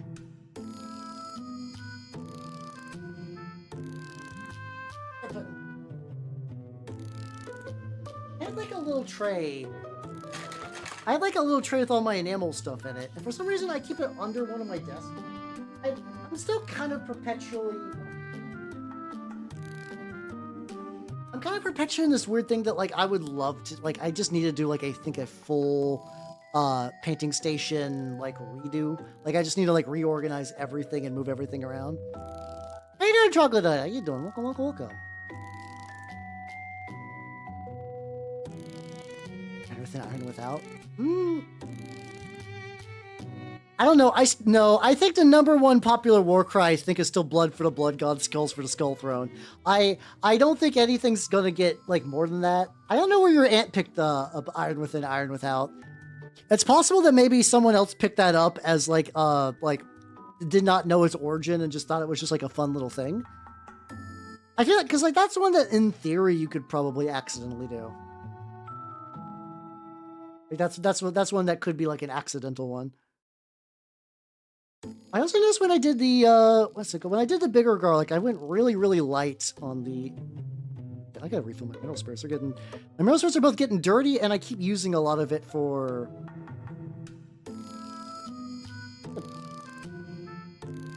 A big ass clump came out. Okay, hold on. Put a big clump to there. Okay. Go, and it is washing time. Yeehaw. Because I think last time I didn't let it dry long enough, and it kind of left the model sort of like pretty lightly like enameled, but that's also probably fine too. I'll probably play with these guys to figure out exactly like what's the ideal ratio for what I want. Souls for the Soul Train is very good. That doesn't remember. I did have that like Thomas model kicking around. Like there's a Korn Thomas the Tank Engine, and I don't know what happened to that. That might have been one that I might have accidentally chucked because I was like, this is just never getting done. It's a blow dryer.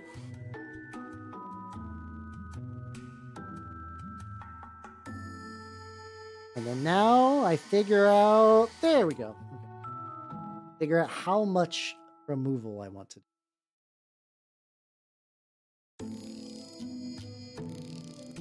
Yeah, because this basically is just mostly just exactly like even shit out, and then the little tendrils can kind of just go however, and the dirt is the dirt. Hey, it's all good. It's all good, Sister Fister. Have yourself a good night and take it easy, yo. Have a good rest. I like a little bit of if I get tips. Yay, the lad. A little bit of dirt on there. This might be one where I need to rip off a chunk of the sponge, because I think this part's kind of dirty. I don't need to save these makeup sponges nearly as much as I do, but it's, you know... Waste not, want. Waste not, want not. And then I fumbled the model, so I worked like two things simultaneously in very different ways. Oh god, yeah, if it's 4 AM, yeah, definitely get some sleep, nerd. Definitely get some sleep. It's all good. It's all good. Alright, let's get this lad. Oh, I'm very happy. I'm very happy how this project is turning out. Everything about it just kind of turned out, like, pretty much exactly how I wanted it to. Sort of on the thinner side for this. I put like a little bit. I could have got like maybe like another drop or two. Yeah, let's do that. Let's get like another drop of this in there. I think it's basically like one brush full of wash and then just like one drop or two of the thinner. Maybe I could do that after tomorrow's movie. Once again, I'm very curious if I don't think there's no way Frankenstein's gonna be like any good. For me, I'm hoping it's just dumb. Like I hope Frankenstein's dumb but in a fun way. Like if Frankenstein in that movie gets a katana and kill, I don't even know what you would make like the antagonist of Frankenstein. Because like, you know, like unless there's like some weird cult or something, like how do you, because like, you know, the quote-unquote villains are the mob. And I don't even know what's in quote-unquote. Yeah, it's kind of the idea. The angry mob, like, Frankenstein's monster's a nice lad who's just having a rough time and all the mob wants him fucking murdered. And it's like, that's kind of the tragedy of it. But it's like, I don't think, if you're doing like an Underworld-y movie, I don't know who you make the antagonist. Like, are they good? Are they gonna be like, all right, you're Victor von Frankenstein made you, and now you're gonna help us fight like evil scientists that are not him? Maybe? I don't know. I'm curious. There's like so many ways that piece of shit could go, and I'm very excited to see which way they decide to commit to.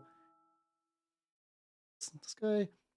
Yeah, mostly I've been finding that this wash is not adding like a lot of depth because there's not a lot of surface area for that to kind of hold into. I think if anything, this is more of like a unifying wash, where it's like, yeah, it evens up the color.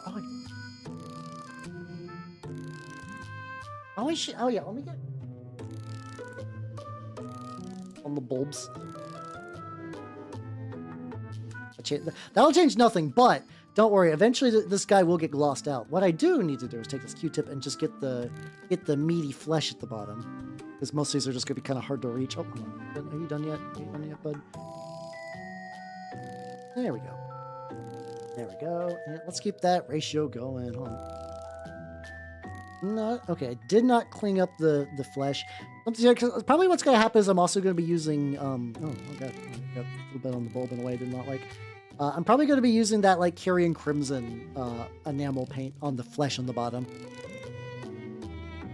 Yeah, that could be it, where he's like, you're my greatest failure, Frankenstein's monster, so I made Frankenstein's cooler monster to do my evil schemes.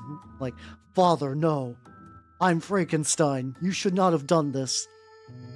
How you doing, Lord of Bones? How you doing? Welcome. I am currently working on this lad, and it's going pretty good. I'm basically doing the enamel step on all my my rootlings, and they're going pretty good. How you doing?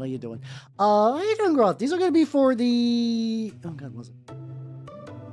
These are going to be for the swelling. I know I could run these in, like, any other thing.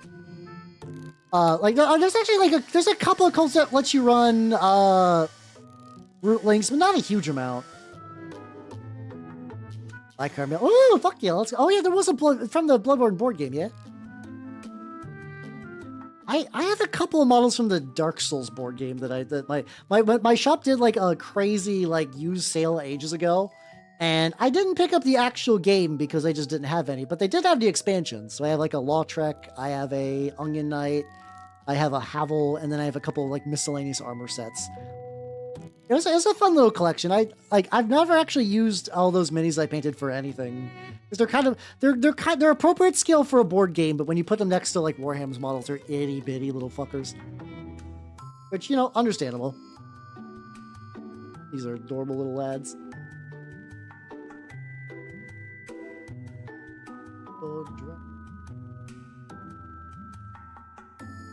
There we go.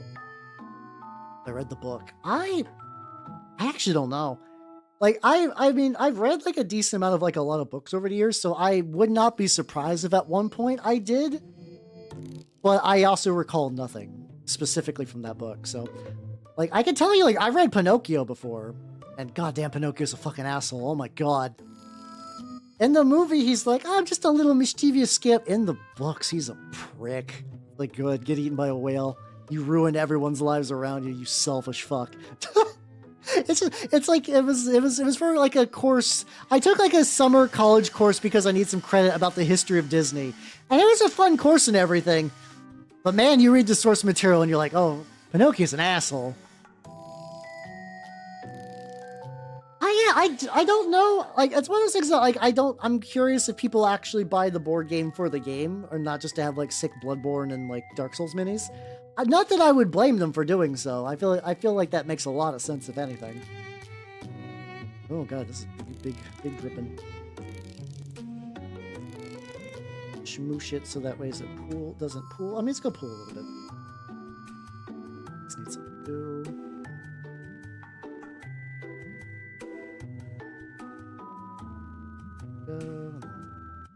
Oh, we ran out of the album. All right, we can go back to my normal weed bullshit. It's fine.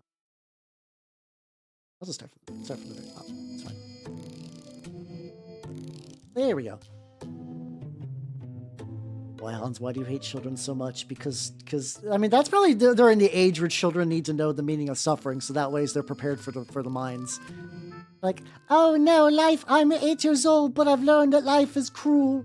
Now, when I go shovel and carry coal for the rest of my life, I will know that sadness was the only thing offered to me in this cruel, cruel world. Probably something like that, you know? Yeah. Yeah, I mean, to be fair, a lot of board, like, adaptation board games are like that, where it's like the setup, really a lot of, like, kind of like, Monopoly-style board games just take a fucking forever to set up. Like, I played the Slay the Spire board game a couple times with some people, but you do have to, like, really, like, get the board ready to go and all the cards packed up and everything. Which is a shame, because that game is actually really cool. It's neat because it has a lot of strengths of Slay the Spire, but you get to do, like, a lot of teamwork synergy or else you die. It's a very different experience. Yeah. So I never actually read the Little Mermaid book, so I guess maybe he did have like even for the time a surprisingly like bitter and sad view for children, I guess. Yeah, I don't know. I have not heard anything about that one. So like, you know, I think when it comes to like board game adaptations like that, at the very least, just like make sure you like the pieces, because worst case, you know, if the game sucks and the pieces are cool, you still got like a cool board game. I'm also really excited for the I think it's for Oil and Iron or whatever, that like mech war game that I ended up kickstarting a while ago. I think that's gonna be finishing their Kickstarter soonish. It's basically like Titanicus, but from what I understand, but like where you can have like allocate shields to different areas and you got different weapons and you want to do a lot of maneuvering because weapons will just fuck your shit up. I'm excited for that one, actually.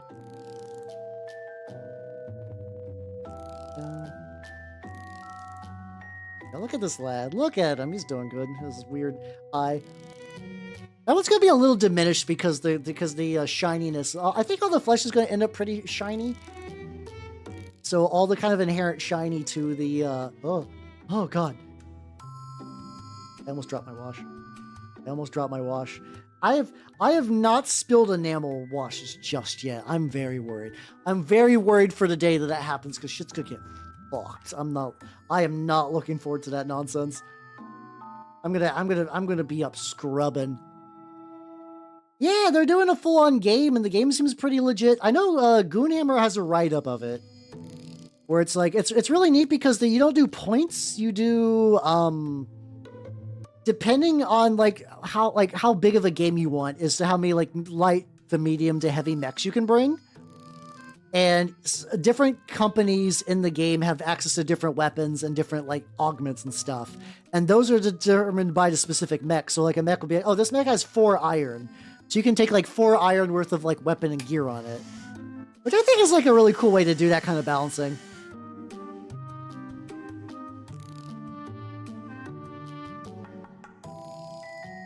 And the funniest thing is I figure it's like, okay, if the game is absolute balls, oh god, there's so much spray on. Like, let's say the game is terrible. Like, it's just, I mean, I don't think it's going to be because it seems like, yeah, I think it's supposed to be like, I'm sure BattleTech has similar ideas, but from what I understand, it's supposed to be probably closer to Titanicus in the way it plays. At least that's what the Goonhammer people said, and I generally believe them on that because I have not played Titanicus. But that sounds about right. What's going on there? Yeah, I mean, it's. I don't think it's more of a tonnage. I think it's just more like individual vehicles have like a gear cap on them. Or maybe, I don't know. I will fully admit that, like, I know, like, there's build points in BattleTech. I guess tonnage affects the build points and stuff, too. Okay. Okay, that probably is true, then. I'm just, my lack of BattleTech knowledge.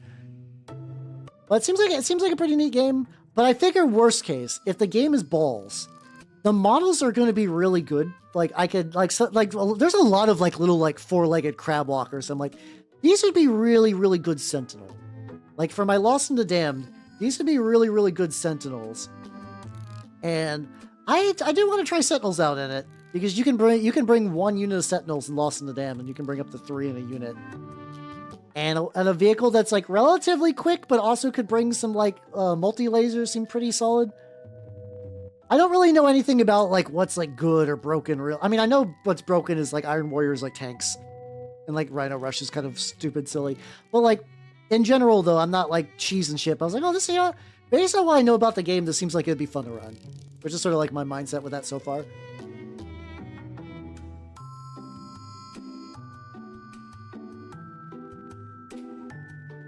I like how this is thin enough that I can immediately see it begin to evaporate once I apply the blow dryer, just like on the Bulby boy.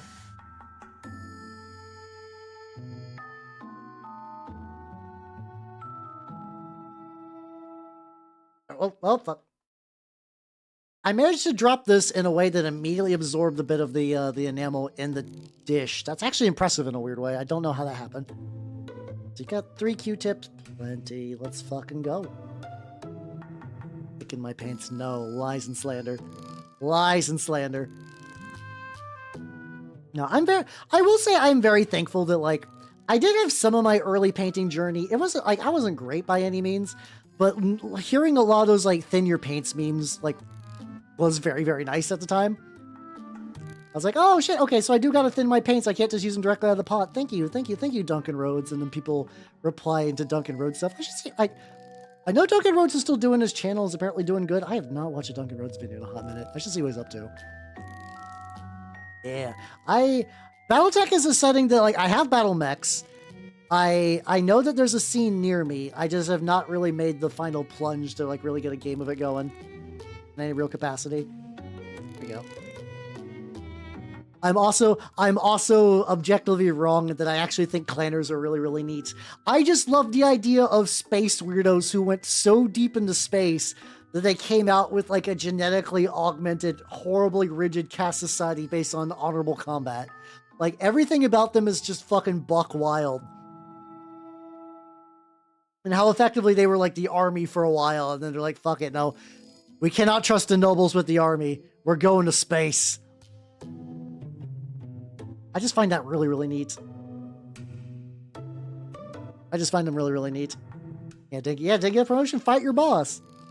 Do honorable combat, except for when you don't. It's fine. We're the clan. It's party time. But they're pretty neat. I also do like the Draconis Combine as well. Because I also have a really soft spot for like 80s version of being a weeb, where it was less like anime that wasn't like Macross and more like, oh, I love samurai. I greatly enjoy that stuff. I enjoy that like relic of like that era, stuff like that. Yeah, I mean, I fully, you know, even in the setting, like your society doesn't make any sense and you're stupid, but all your weapons are really good, so fuck, why? Oh yeah, no, everyone is, for sure. I think that's what makes a fun war game, is everyone has to be a bit of a bastard in some way.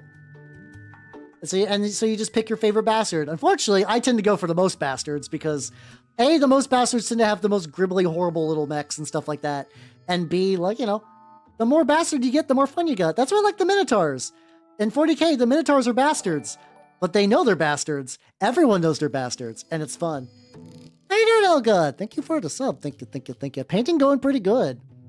I am, there's a mech specifically built for war crimes. That tracks. I would not be surprised. Painting is going good. I'm working on the garlic lads for Turnip, and so far they're turning out really, really well. I'm basically enamel washing every single one, which has been going pretty good. Leg flamers. So, from what I understand about Battletech, though, if you get shot in the ammo, you fucking explode, right? So if you put flamethrowers in your legs, doesn't that mean that your ammo is also in your legs, and if someone does a leg shot, you just fucking explode? I could be wrong. I do know that ammo explosions are, like, a big source of death in Battletech. Yup. Oh, fun. Okay. I do find the periphery pretty sick. I do like the idea of, like, please leave us alone. We just want to do our own thing in the corners of the galaxy. Oh, okay. So you get around by that by having flamethrowers instead of, like, anything that could detonate in your legs. Okay. Interesting. It sounds like bullshit because I know how flamethrowers work, but you know what? I'll let him have it because that sounds like fun.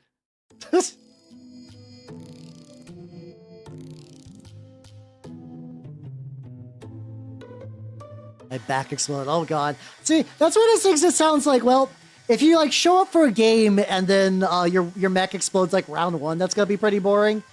But also the stories do sound pretty interesting at the end of the day. Oh, they just directly use the heat. Okay. Okay, that makes sense.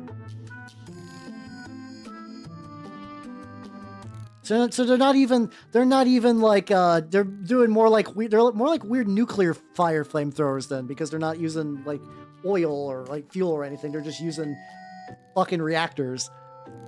Oh, that's rad as shit. That is rad as shit. Flamethrowers don't count as fire. That feels like one of those things that is probably true, but I would never want to attest that in the wild. Oh, that sounds rad as shit. I do love that. I do love that. I mean, everybody loves that little bit for the atomic beam where it's like, it fires and the beam, and then you get the rest of the beam. Ooh, Shin Godzilla was good too. I still need to read. I need to watch Godzilla -1. I've had that in my queue to watch for fucking forever. Not for like a movie night, just for like a casual, like I just, you know, watch a movie on my own, just as a thing, just for myself. Mostly just because I just don't think it's gonna be super easy for me to get a hold of a copy of that for Sharon. Glad one shot. Oh, okay, there we go. So just mutually assured explosions. That's not too bad. That's not too bad.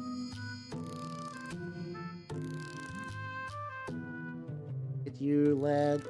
I do like how doing this is kind of because like there is kind of like a, I don't know, almost like tan color to this. That like once this kind of unifies, the wash kind of unified everything, it kind of moves it back towards something a bit more kind of like what garlic would look like. What garlic would look like in the future. I forget. So I know turnip is many years in the future, but I forget if it's like in our future. So it's basically, if I remember right, it's like pretty much like the Battle of Waterloo or something like that. And then the timeline diverges. And I don't know if it's like 2040, something like that. Or if this is just like, yeah, this is in the future of 1997 in the grimdark turnip lands. I mean, I can appreciate the symbolism. Like, I do like the idea of like kaiju as a metaphor for external things, or like whether that be like natural disasters or the consequences of war, whatever. I think that's cool, actually. I really do like that idea. So like, do I want to see Godzilla eat a bunch of bullshit? Yes, I do. Would I be okay with like a serious plot with like real stakes and consequences and like themes? Yeah, that sounds great too as well. Can I use the garlic? No, I need to take these guys to the shop so I can throw them against my opponents on the fields of battle. They must commit violence. That is in their turnipy way.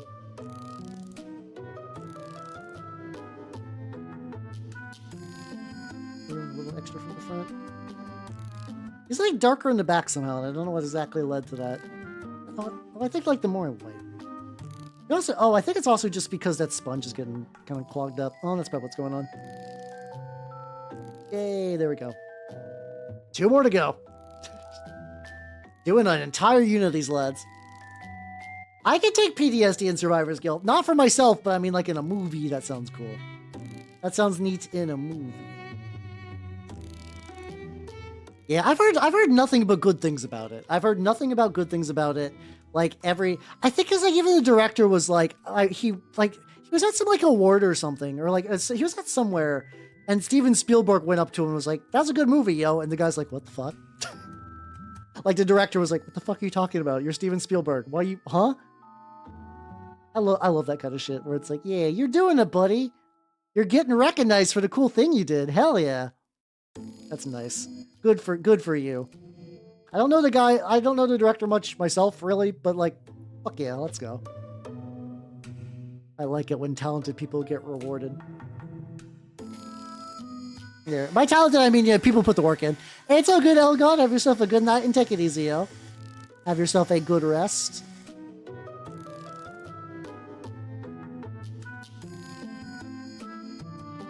But yeah, I got that pulled up to maybe watch. I also got the There was the guy who's the Napoleon's actor from Napoleon Dynamite made a documentary about grimdark stuff called like The Grim in the Dark, I think.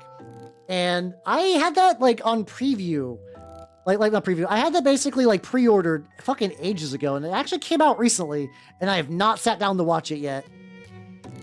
I think basically the story is like the guy basically sort of like found he really enjoyed grimdark shit. And this is kind of like a way of exploring like the origins of some of that stuff, other games, like I think Trench Crusade is a mention in there, and like people who kind of do a lot of the art, a lot of the artists, like people who are like early G-dubs people. Sounds like a really cool documentary, actually. It's been basically, from what I understand, it's been like either waiting to get finished or was like one of those things that did well in like a, what's it called? Like, you know how they do like film festival circuit? They'll do like a film festival and people will be like, this is good. And then it takes like a million billion years before it to kind of release to general audiences. That was me with fucking Mad God. God, I understand that like that Phil Tippett's Mad God was in like one of those like movies that took fucking a billion years to even come out in the first place. But I remember it was like, yeah, it released in like very limited theatrical runs and then also in like a big like kind of like film festival circuit. It seemed cool.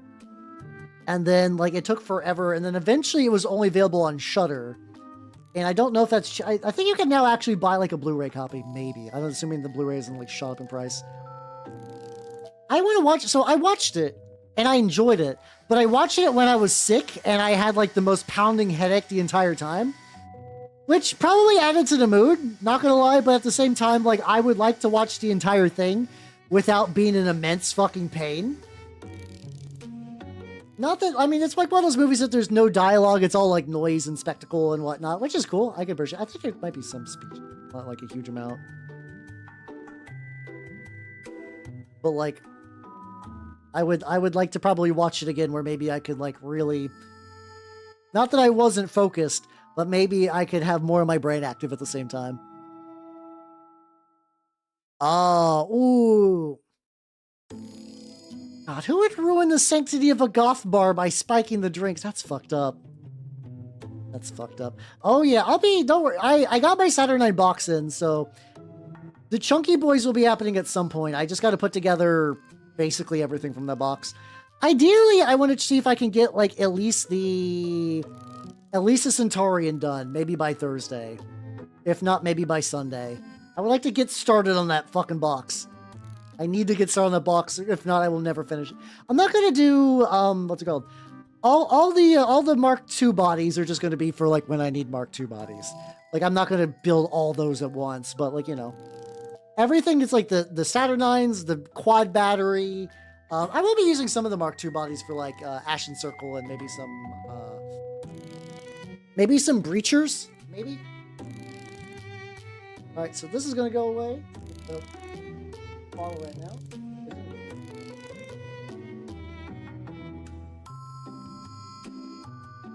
Have a different brush. Oh, the sponge is basically dead. Until for a few years. Oh, that's, yeah, that I think maybe there's just like a thing kind of like endemic to horror movies where you get like a cool thing, but it's like, well, nope. Go into the vaults, motherfucker.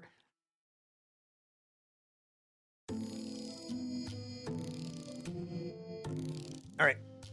So now those guys got the base enamel kind of like unifying wash.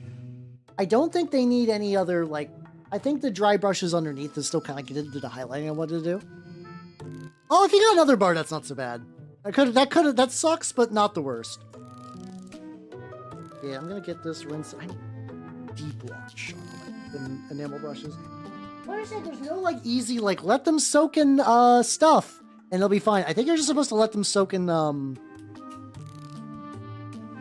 just like kind of soapy water and hope for the best. All right, let's do Carrion Crimson. Take the overwhelming fuck out of it. Gotta get those granules loose. And then I'll start putting this. I basically want to just put a layer of this on the flesh on the very bottom. I think I can use this directly out of a bottle, so I'm not like super worried. Yep. Okay, nearly spilled some, but I didn't. Yippee. Let's go. This one's gonna be a little weird because the gloss on the eye is not gonna be as visible with all the bullshit down here, but that's fine. I don't even know if it's gonna show a lot, but I want the bottom flesh to look kind of like wet and gross. So I think this is gonna be fine. There we go. Yippee! Oh, hold on. I need to scoot a little bit forward. There we go. All right, let's do it. I feel like this guy. Okay, no, he was okay. So he was already. I don't know if this guy was supposed to be leaning this far back. I mean, he's glued in place, so like most of the stuff is like connected where it should be. I just feel like he's leaning like stupid far back. I'm okay with it though, as long as he doesn't like tilt over, which he seems to be pretty like sturdy.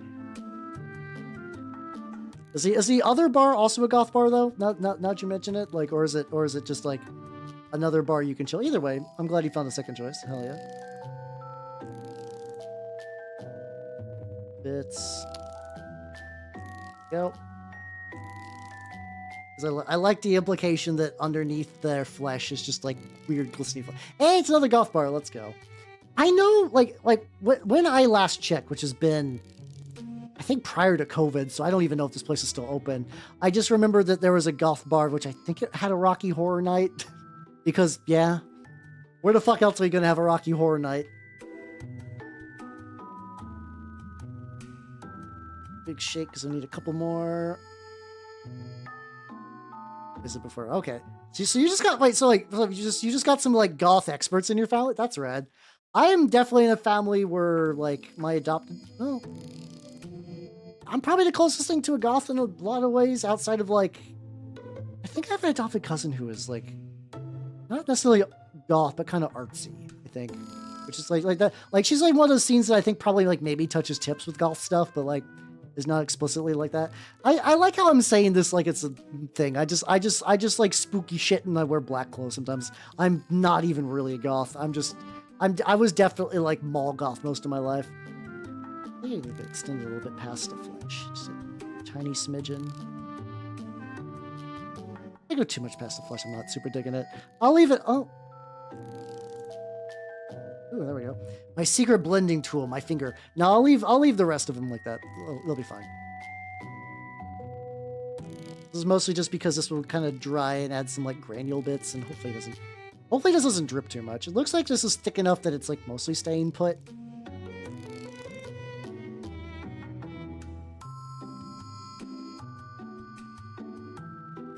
Delicious glistening meat. Oh, this guy I think is the one I was the most excited for to be all dried up, and he's looking great. I love him. Look at this lad. Oh yeah, no, I think I mentioned before that I did not buy my katana from the mall. I ordered it from eBay when I was underage, because eBay just at the time let you buy a bladed weapon if they didn't care. I was like, hello family, can I spend $20 on this eBay katana? And they said yes, and I got a katana mailed to me. Mind you, it was a piece of shit. Like, I could not really harm anyone with it. The blade was dull as all hell. Still buck wild, though, that as a legal child that I could buy a katana. See, we didn't really have a mall katana. We had like the weird knife store. The one where you got like a bunch of like, you know, like cool tactical knives, but also knives that were like vaguely in the shape of sharks and stuff like that. We did have those. Those did exist where I was at. There are 2 more droplets.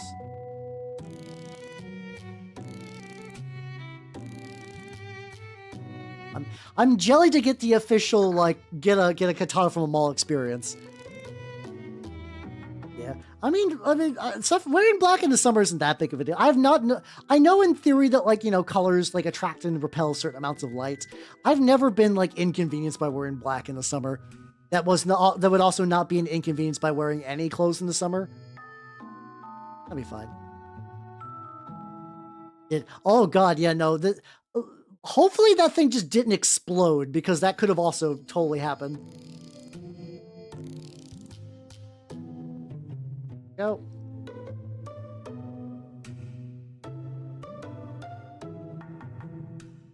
It's another one where I'm just gonna get over the eye. So hopefully this will dry kind of glossy, but not as glossy as I'm gonna make the eyes later. I'm glad you live, true.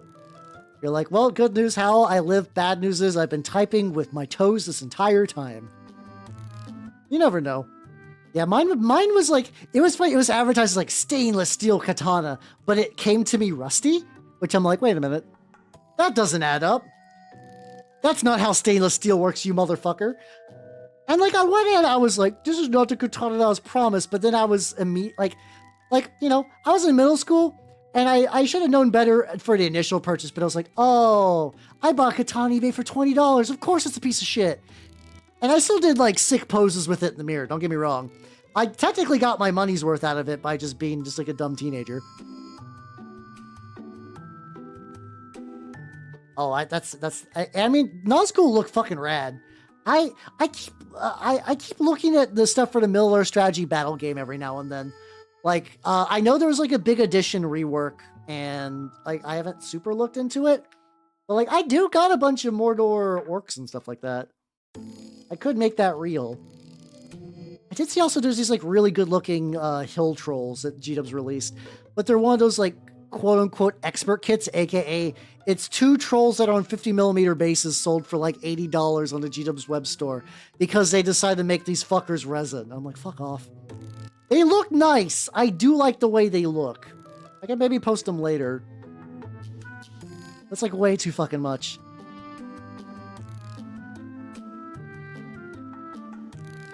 Some good models that faction looks like, ooh, oh yeah, the Farharan, I think, or whatever. No, those guys look rad as shit, but they're also like very hard to find. It's tricky because like there's newer stuff being released that you can get, and they released a bunch of these battle hosts that were basically like start collecting boxes, and those were like pretty solid deals from what I understand. But besides that, everything is like either out of stock or metal. So like, good luck. I need to replace my mineral spirits. My mineral spirits are due for a Basically, I just need to pour them out and just... All right, I'm done with the enamel stage for now. Put the lid on there. Oh, actually, I think I need to take an idle break. So here's what I'm going to do. I'm going to put this up. I'm going to put this up. Yeah, oh yeah, I'm out of water. Oh. Thing keeps shifting. Yeah, I'm going to go get me some water. I will be right back, especially because it do be warm. BRB. What?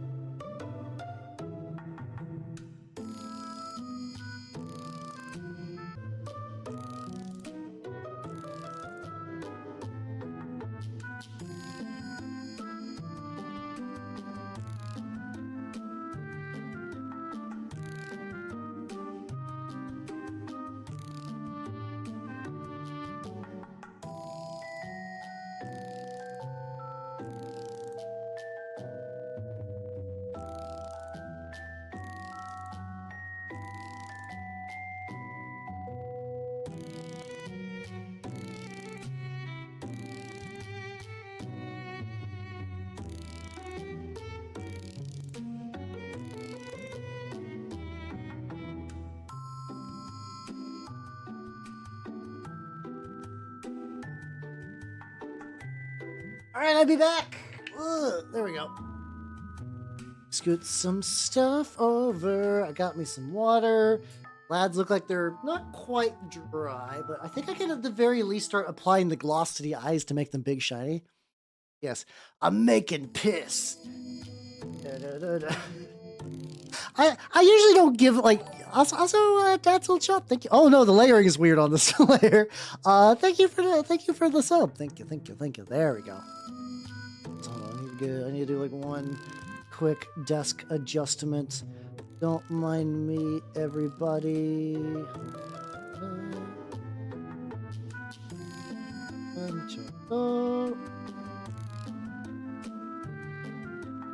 There we go. And let's go. Oh, what layer was I on? There we go. We've returned. How you doing, Mirrors? How you doing? Welcome.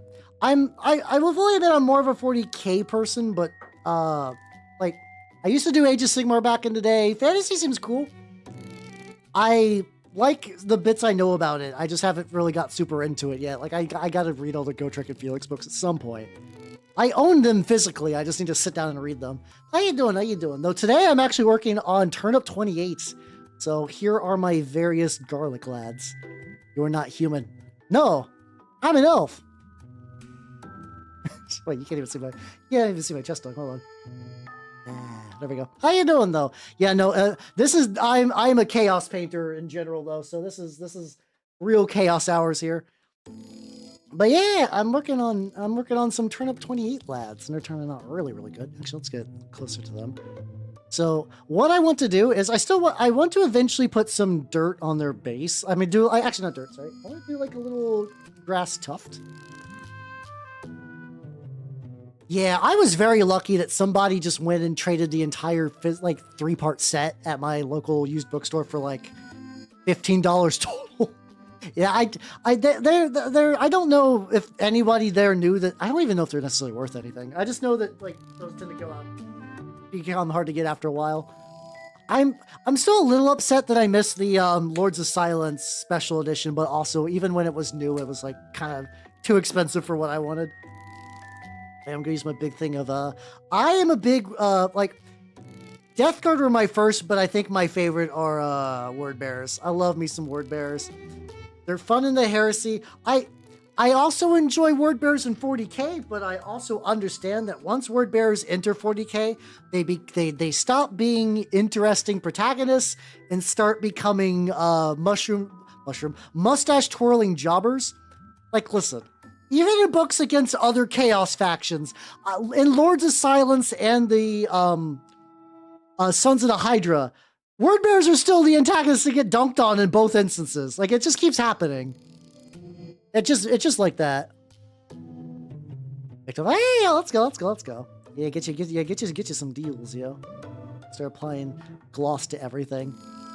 Oh, that's fair. Loyalists are pretty legit. I have one loyalist army painted up a little bit, which are the Minotaurs, which are also a funny choice to enjoy. Oh, I like some Dark Angels. Hell yeah. It's funny, I don't have like the full recollection of what every Legion number is. Like, there's like, I know 17th Legion Word Bearers, 13th Legion Ultramarines, 1st Legion Dark Angels, 8th Legion are Night Lords, 3rd Legion are Emperor's Children, I believe. I think I got all those accurate. Once I start getting like, okay,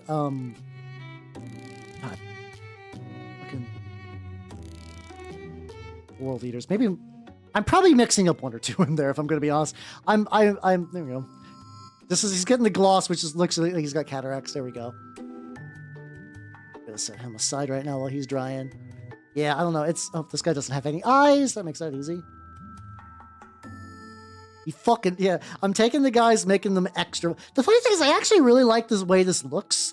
I just don't know how to replicate that in like a permanent state. The 2nd Legion is my favorite. 2nd Legion are the Sex Havers, and then the 11th Legion are the Monster Truck Raisers. They raise feral monster trucks, and the Emperor was like, "Damn, you're all too rad," and they're like, "We know." I'm gonna have to kill you, my sons. And then the monster truck raisers were like, yeah, understandable. We're too rad for this galaxy. And then they got put to the flame. As one does. You know. It's gonna be a little damp. Like a little bit. A little bit of nonsense, but if I just kind of smush this on there, this will be fine. But yeah, basically what I'm doing right now is I'm applying gloss medium specifically to the eyes, because this makes the eyes look like they're like really fucking just shiny. Like if I do 2 or 3 layers of this, they straight up become like little balls of like little goofy boba eyes. Oh yeah, they were like, yo, bro, Emperor, don't kill us, bro. Don't kill us, bro. And he's like, all right, I'm listening. Because, you know, he listens to the monster truck raisers. And they gave him a deal. They were going to do the sickest, gnarliest jump as a legion. They all got into one mastodon, which if you don't know what a mastodon is, imagine if a lunchbox was also made of resin. Okay, so they all got into a mastodon. And they did a sick jump. And they got off a big ramp, and their plan was to ramp through the Eye of Terror, which they knew about because, of course, they did. And afterwards, they went off into the sky, and the Emperor never saw them again. Sometimes, supposedly they're still out there.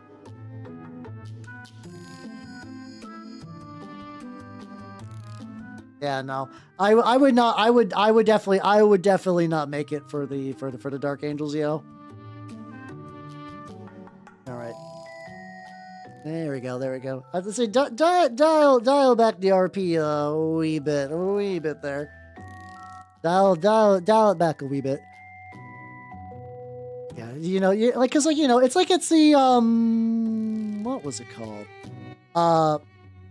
Like, it was like Socrates that was like, yo, Socrates, you could just like leave the country or be poisoned, and he's like, fuck you, I'm gonna drink the poison. Like, there is something about going to your death in the raddest way possible that does make you extremely metal.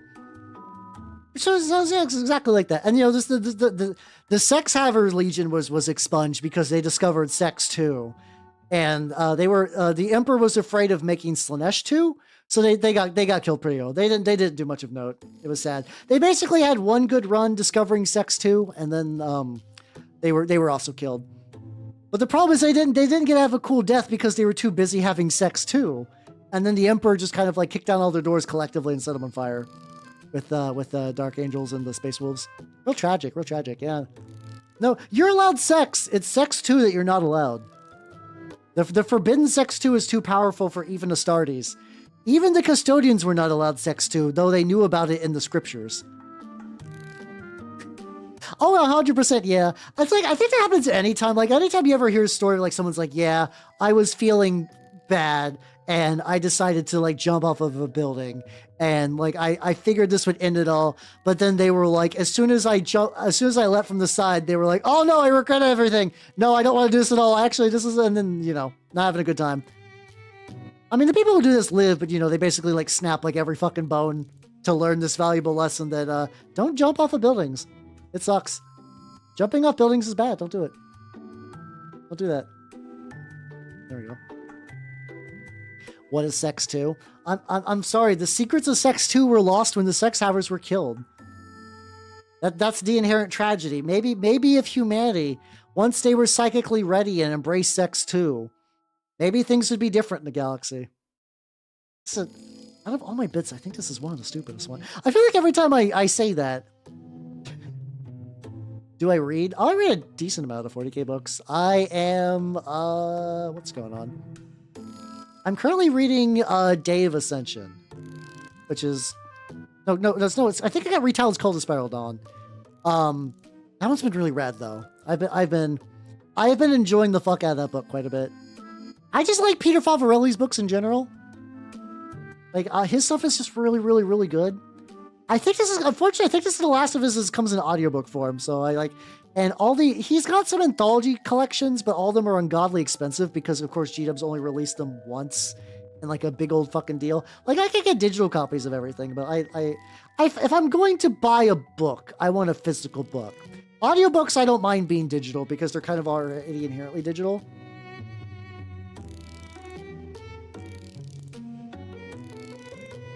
Okay. The lads are beginning to dry. Yeah, he's like, Socrates, you done it again. You could have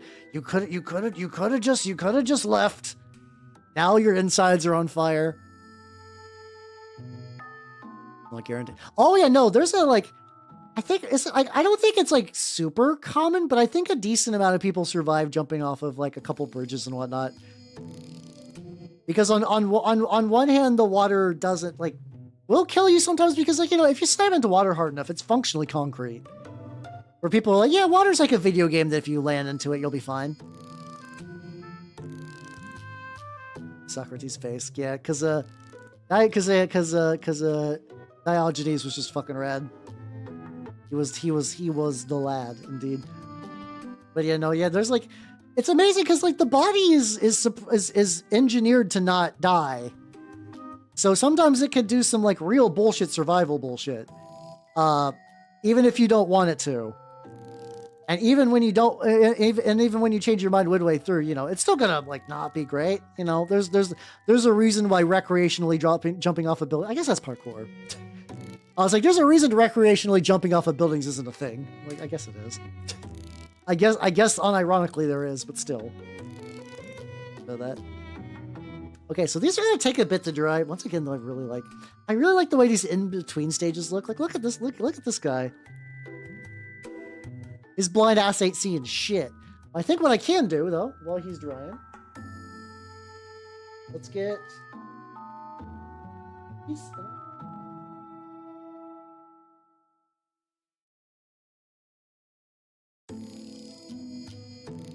I love having tools and then putting them up and then...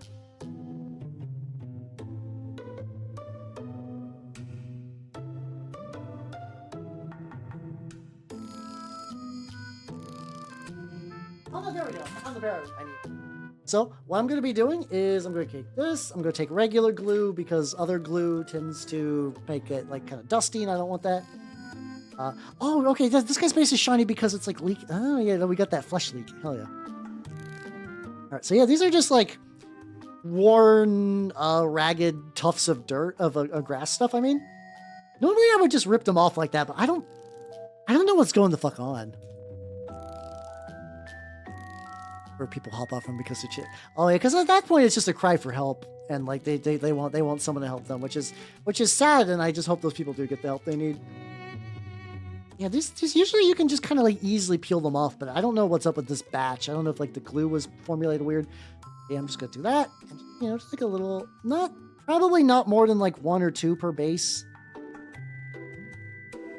More shit. Like a nice little accent. There we go. I could maybe do a smaller one too. If I want to get rid of these, I can just go ahead and just kind of do like a couple, and then that way, if I need to buy me a new one, I have an excuse. Not that this is not usually I use this kind of like dead grass color that I'm not using for these guys, so just put it like that. Putting it over the rim does look more natural, but it also means that like when I'm trying to eventually do like what's it called? When I'm going to paint the rim black, it gets really annoying. That's fine. Yeah, this is effectively kind of like the end state. The eyes will need several layers of gloss to make this work. He's got like a big old flat base, so I'm just going to put one big one back there. It's these big ones in particular that are kind of fucked, because if I try to pull them off, they stretch. I don't want. There we go. Oh, that kind of stuff does sound so fucking rough. Hey, I want to use. Oh fuck! I keep forgetting to. The reason I got out the tweezers is so I could like purposely put those in there. I mean, luckily, I won't get any stuck to my hand because of the glove. But also, if it gets stuck to the glove, it's there. It's stuck. The glove now owns that now, and I can just yank it off, put it in here, get a little bit of glue. Hey, there we go. See, okay, I think. If I don't get the LEDs done tonight, the remaining step would straight up just be applying the, applying the gloss layer, and then also, like, probably painting the base rim, which is not, you know, those are the easy bits. And now have those done. My other God, my alchemist dudes, my janissary guys are apparently they're too dried very white. Like I can still see a lot of white under that, so I'm probably gonna need to touch that up quite a bit. There.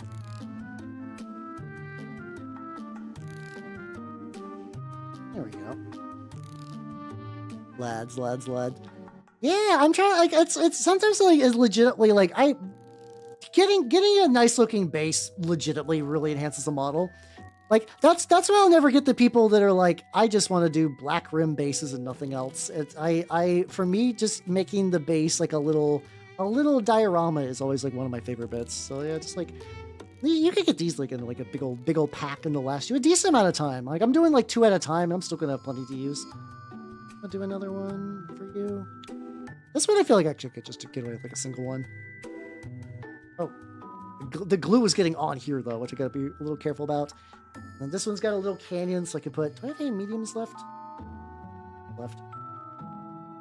Stick one medium in the middle, maybe another one elsewhere.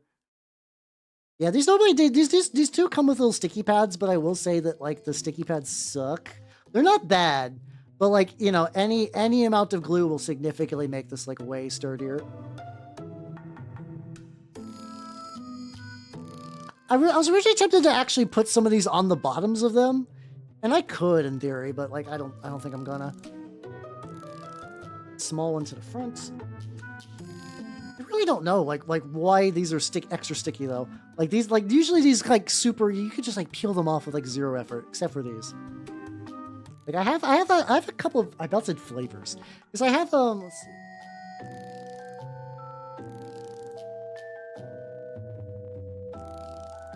There we go. Like my favorite color of these. This color. I use this for a lot of my turnip things for like the little tendrils coming out of their back. It's good for like snowy areas. I just really like that gray grass. It's sort of like just my favorite. It's really good. Got like a bunch of back stuff. But like the color palette for these guys are very leaning kind of like warm and brown, so I just like these are a way better choice for sure.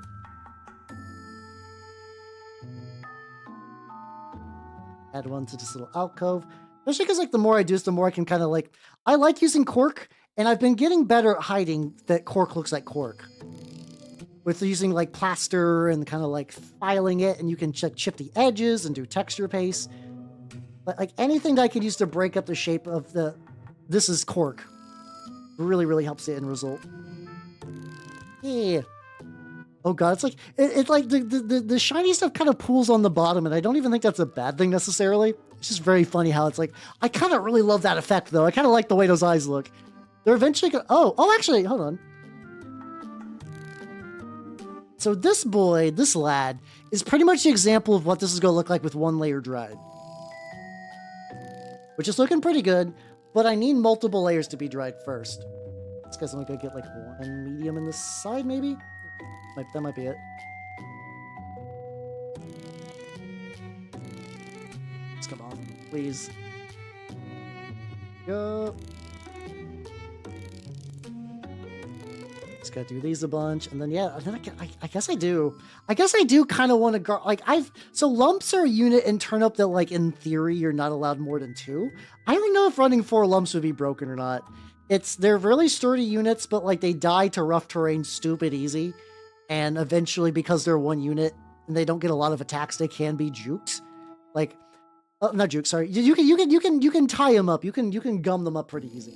Like, they're an interesting niche that they added later to the game because like certain armies would get like really cool tough units that like your average like cult just didn't have a way to break through.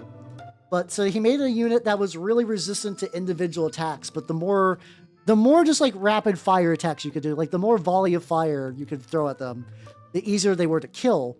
And the fodder, which is sort of like the quintessential turnip unit, fits that niche perfectly. So it's like a really good mechanical fit. I'm very on board for like the introduction of the lump to the game. But I also like don't need that. I don't need that many lumps. I don't need that many lumps. I technically have the dreadnought, which I have run and turnip a couple times. I can like I ran that stupid flesh nut more than like legitimate models that I spent a lot of time working on. He, as a shitpost, has seen more play online and on the tabletop than like every Chaos Knight I've ever put together, which is fuck wild.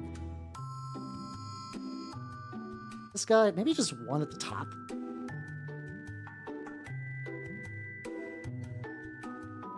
I'm also tempted to continue. Like, I have so many other projects that are like real projects I want to finish first, but like Foxware does have a couple of other models. Like one of them is like a bike made of Space Marine with whitey tidies that is also being piloted by a Space Marine wearing whitey tidies. And I'm like, that would also be fun. I don't know how often I would need bikes, but like, my brain is really funny. Objectively, I understand that a lot of the models I've ever painted don't really particularly matter for like tabletop reasons. Where it's like straight up like I play war games on the regs. I'm a regular war game player, but a lot of my models were basically like this is a fun art project at the end of the day. But my brain is still configured to like really really latch onto like typical like, oh, I need this for this army or like, you know, for this list. Like I'm still thinking about like, so like every now and then I've been looking at for stuff for like the Emperor's Children, and they're like, oh yeah, there's a new people have been using Flawless Blades more ever since they got buffed. And I was like, I don't have any Flawless Blades, but I do got some Stormcast bodies, and it's like, I could convert them into Flawless Blades, especially because I found some really cool 3D printed parts. And it's like, at the end of the day, this is a project that was started by, hey, model could go into army I don't play. It's just really funny just how my brain works like that. I almost wish it, like, I don't know. Project ADHD. I guess it is kind of product ADHD because it is revolving around like a model. I'm not going to buy Flawless Blades because I don't want to spend $60 for 3 models. G-Dubs, why you do this? Why you do this, G-Dubs? Thing is stuck to my glove. Stop it. Stop it. Come on. There we go. There we go. But yeah, it's just funny stuff like that where it's like even the giant guy, I'm like, well, I definitely have to like run him in an army for a thing. It's like, dude, I don't know if that's true. I could just make a rad giant because I want to make a rad giant. I don't know. It's not like the worst. Like I still paint minis and I have fun painting them. That's never been an issue. It is just very funny how my brain is like, you must make this work towards a specific purpose that you actually don't care about. I guess it is almost like a weird version of FOMO. Where it's like the fear of not having a put together army. I don't know. It's a weird brain condition. Get this. I think the gloss is still drying on a lot of the models, but still going pretty good. There we go. All right, that's good. Like I would like to do the second layer of gloss, but I just don't think that's happening. There we go. Still, look at him, little lad. Little lad. Hell yeah. What I will do, so the other ones I did brown bases because technically I want them to be more, I want the bigger ones to be more markers than anything. Like I can run them in the game as whelps, which are like really fun cavalry units to get a bunch of like bonus movements. I fucking love whelps. I love the fuck out of whelps, especially ones you can give them like bows and arrows and stuff. And in Turnip, when you fire on the first person who like shoots at you, so like if I activate a unit first and I shoot my opponent who has like a gunpowder token, like a gunpowder weapon, they don't get time to properly aim, but they spook and they fire their gun early. So that means they're more likely to be inaccurate. But then after they fired their inaccurate shot, they can't fire any more shots that round, which is really, really nice. What you can do with missile weapons is that your attacks don't actually kill as much, like they're just easier to resist.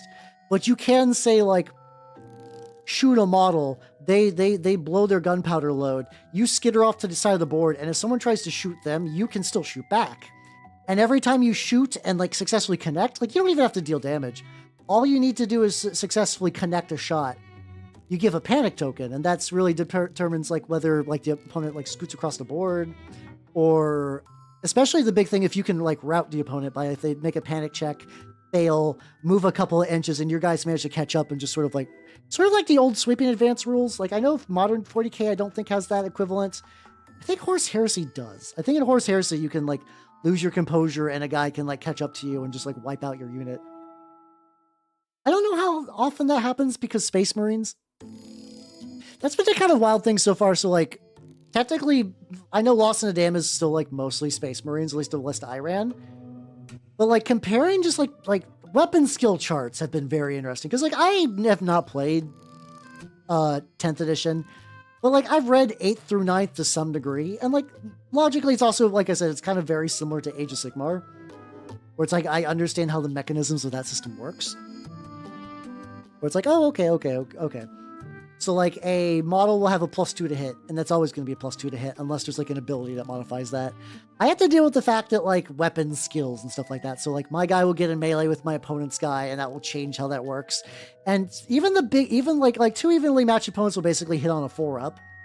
So like things are relatively easy to miss in 3rd edition from like a melee standpoint, unless you're like really, really spicy in melee.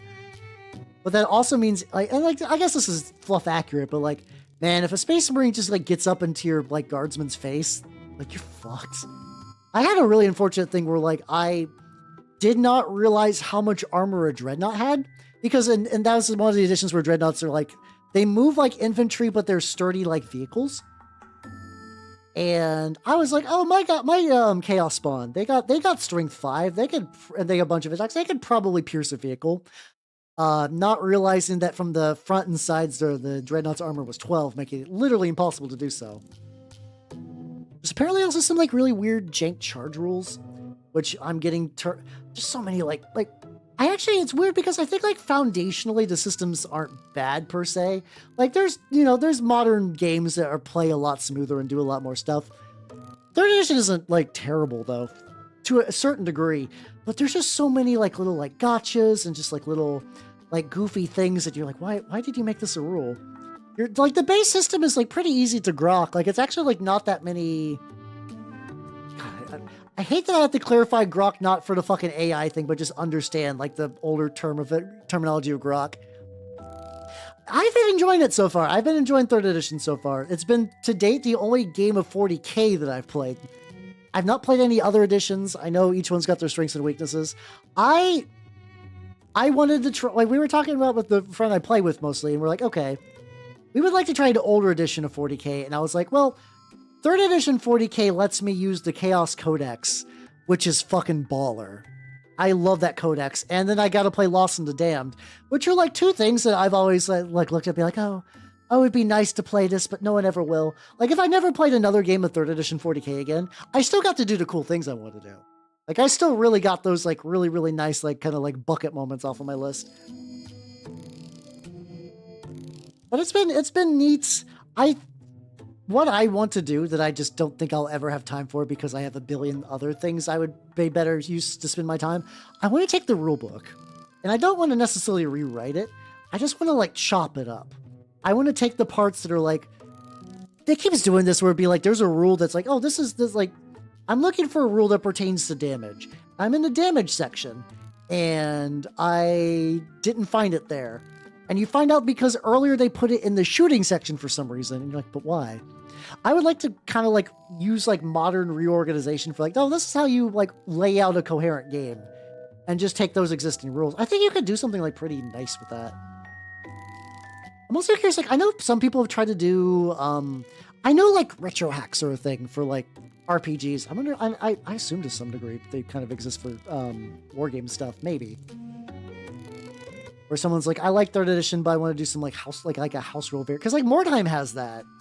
Where it's like you can get like the Broheim books and they're like, okay, this has all the errata and we fixed some other things and clarified some other things. And like we mixed all the errata and stuff into the core book so you can just get the book and that'll kind of clarify a lot of things for you. Like that's really nice. I just don't think older editions of 40k have that. Guys, I want to get Mordheim stuff started. Like I said, maybe after stream even, I just need to my 3D printer just has a bunch of rats. They're ready to go. They need to be built properly. I think the thing I'm looking for now is I really want to do like, I want my Skaven to look like they're coming out of sewers. And I know there's like a decent amount of like, this is like a manhole cover. I saw Victus had a bunch of really cool manhole covers for like sewer terrain stuff.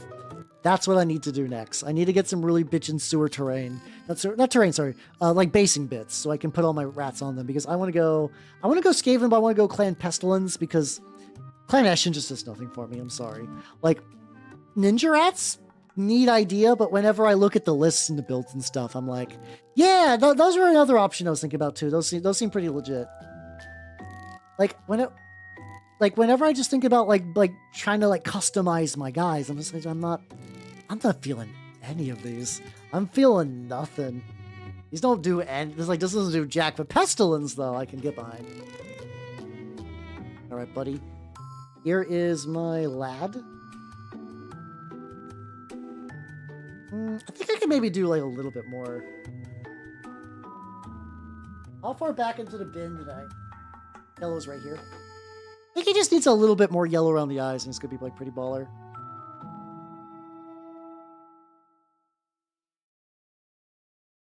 Oh.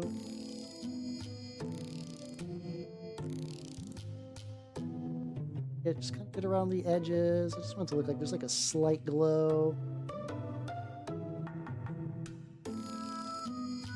There we go.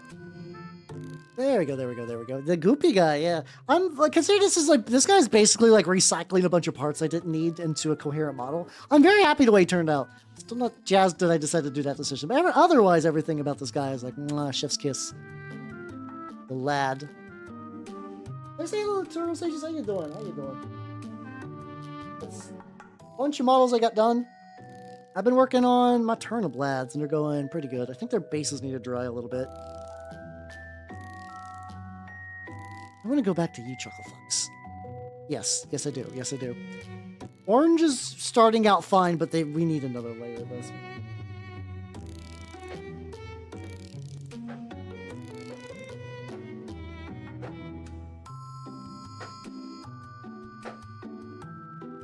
The option to put this in an easy to find area if I decide to want to give it a round 2. And instead I put it up in a way that's just harder to find. Why did I do this? Why am I like this?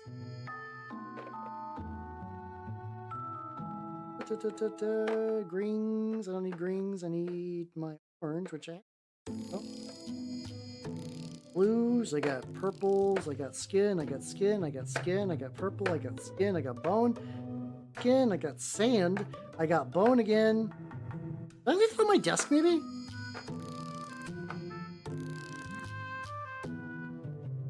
Yes, I did leave all this. Oh, fuck. Okay, I left it to the side. There we go. Yeah, they're kind of wiggly. I don't know if that was intentional or not for these. Maybe.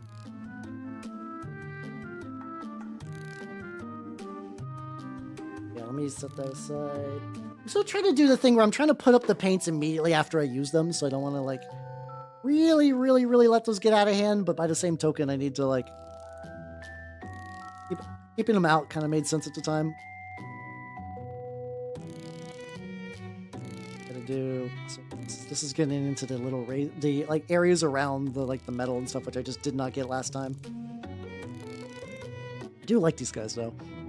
Yes, like once I get them like totally put together and like everything, I also need to do some like what's it called? I also need to do some weathering on the bases. So that will not be a tonight thing. Oh god, yeah, okay, we're actually close to wrap up time anyway.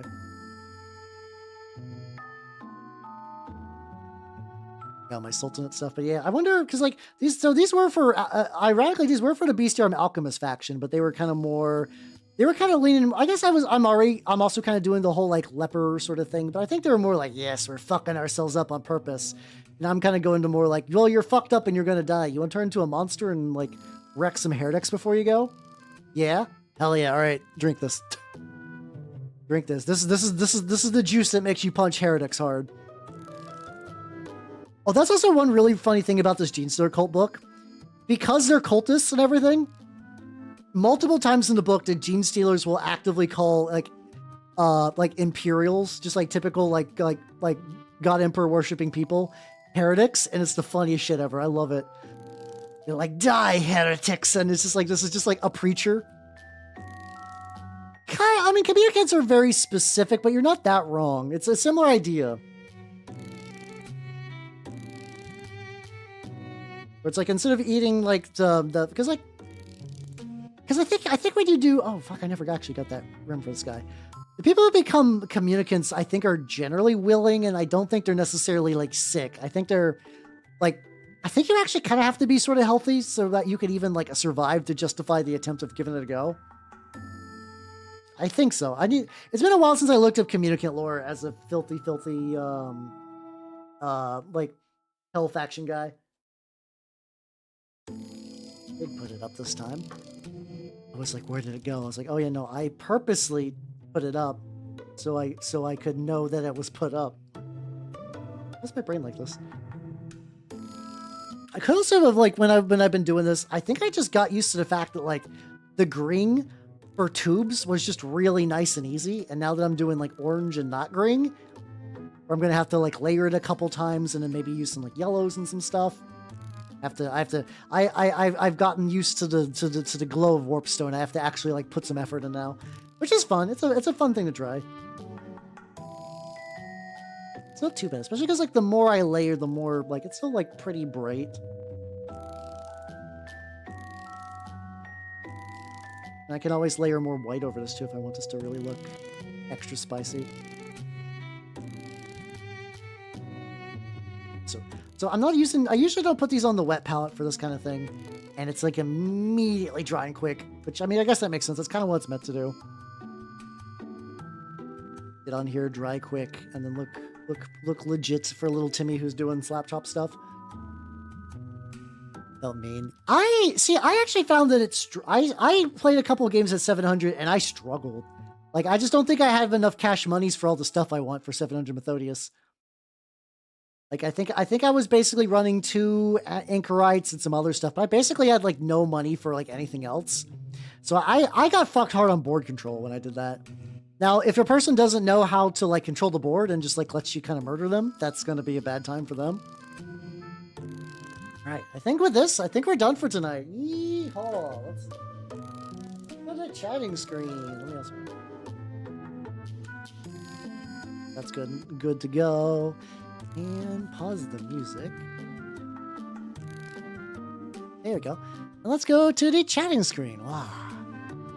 And wow, yeah, let's do a chef's kiss. I got de-mimic myself. There we go. But yeah, thanks for coming, everybody. I had a lot of fun. Schedule-wise, do you remember last week? It's that again. I mean, you know, I want to. Because, like, I want to catch up on my painting again, and also I will be playing more Alice, which I'm excited about. Hell yeah, hell yeah, hell yeah. And, yeah, so much painting. And then on Discord for tomorrow for movie night, we're going to be watching I, Frankenstein, if you want to see some garbage. I miss Barkley, too.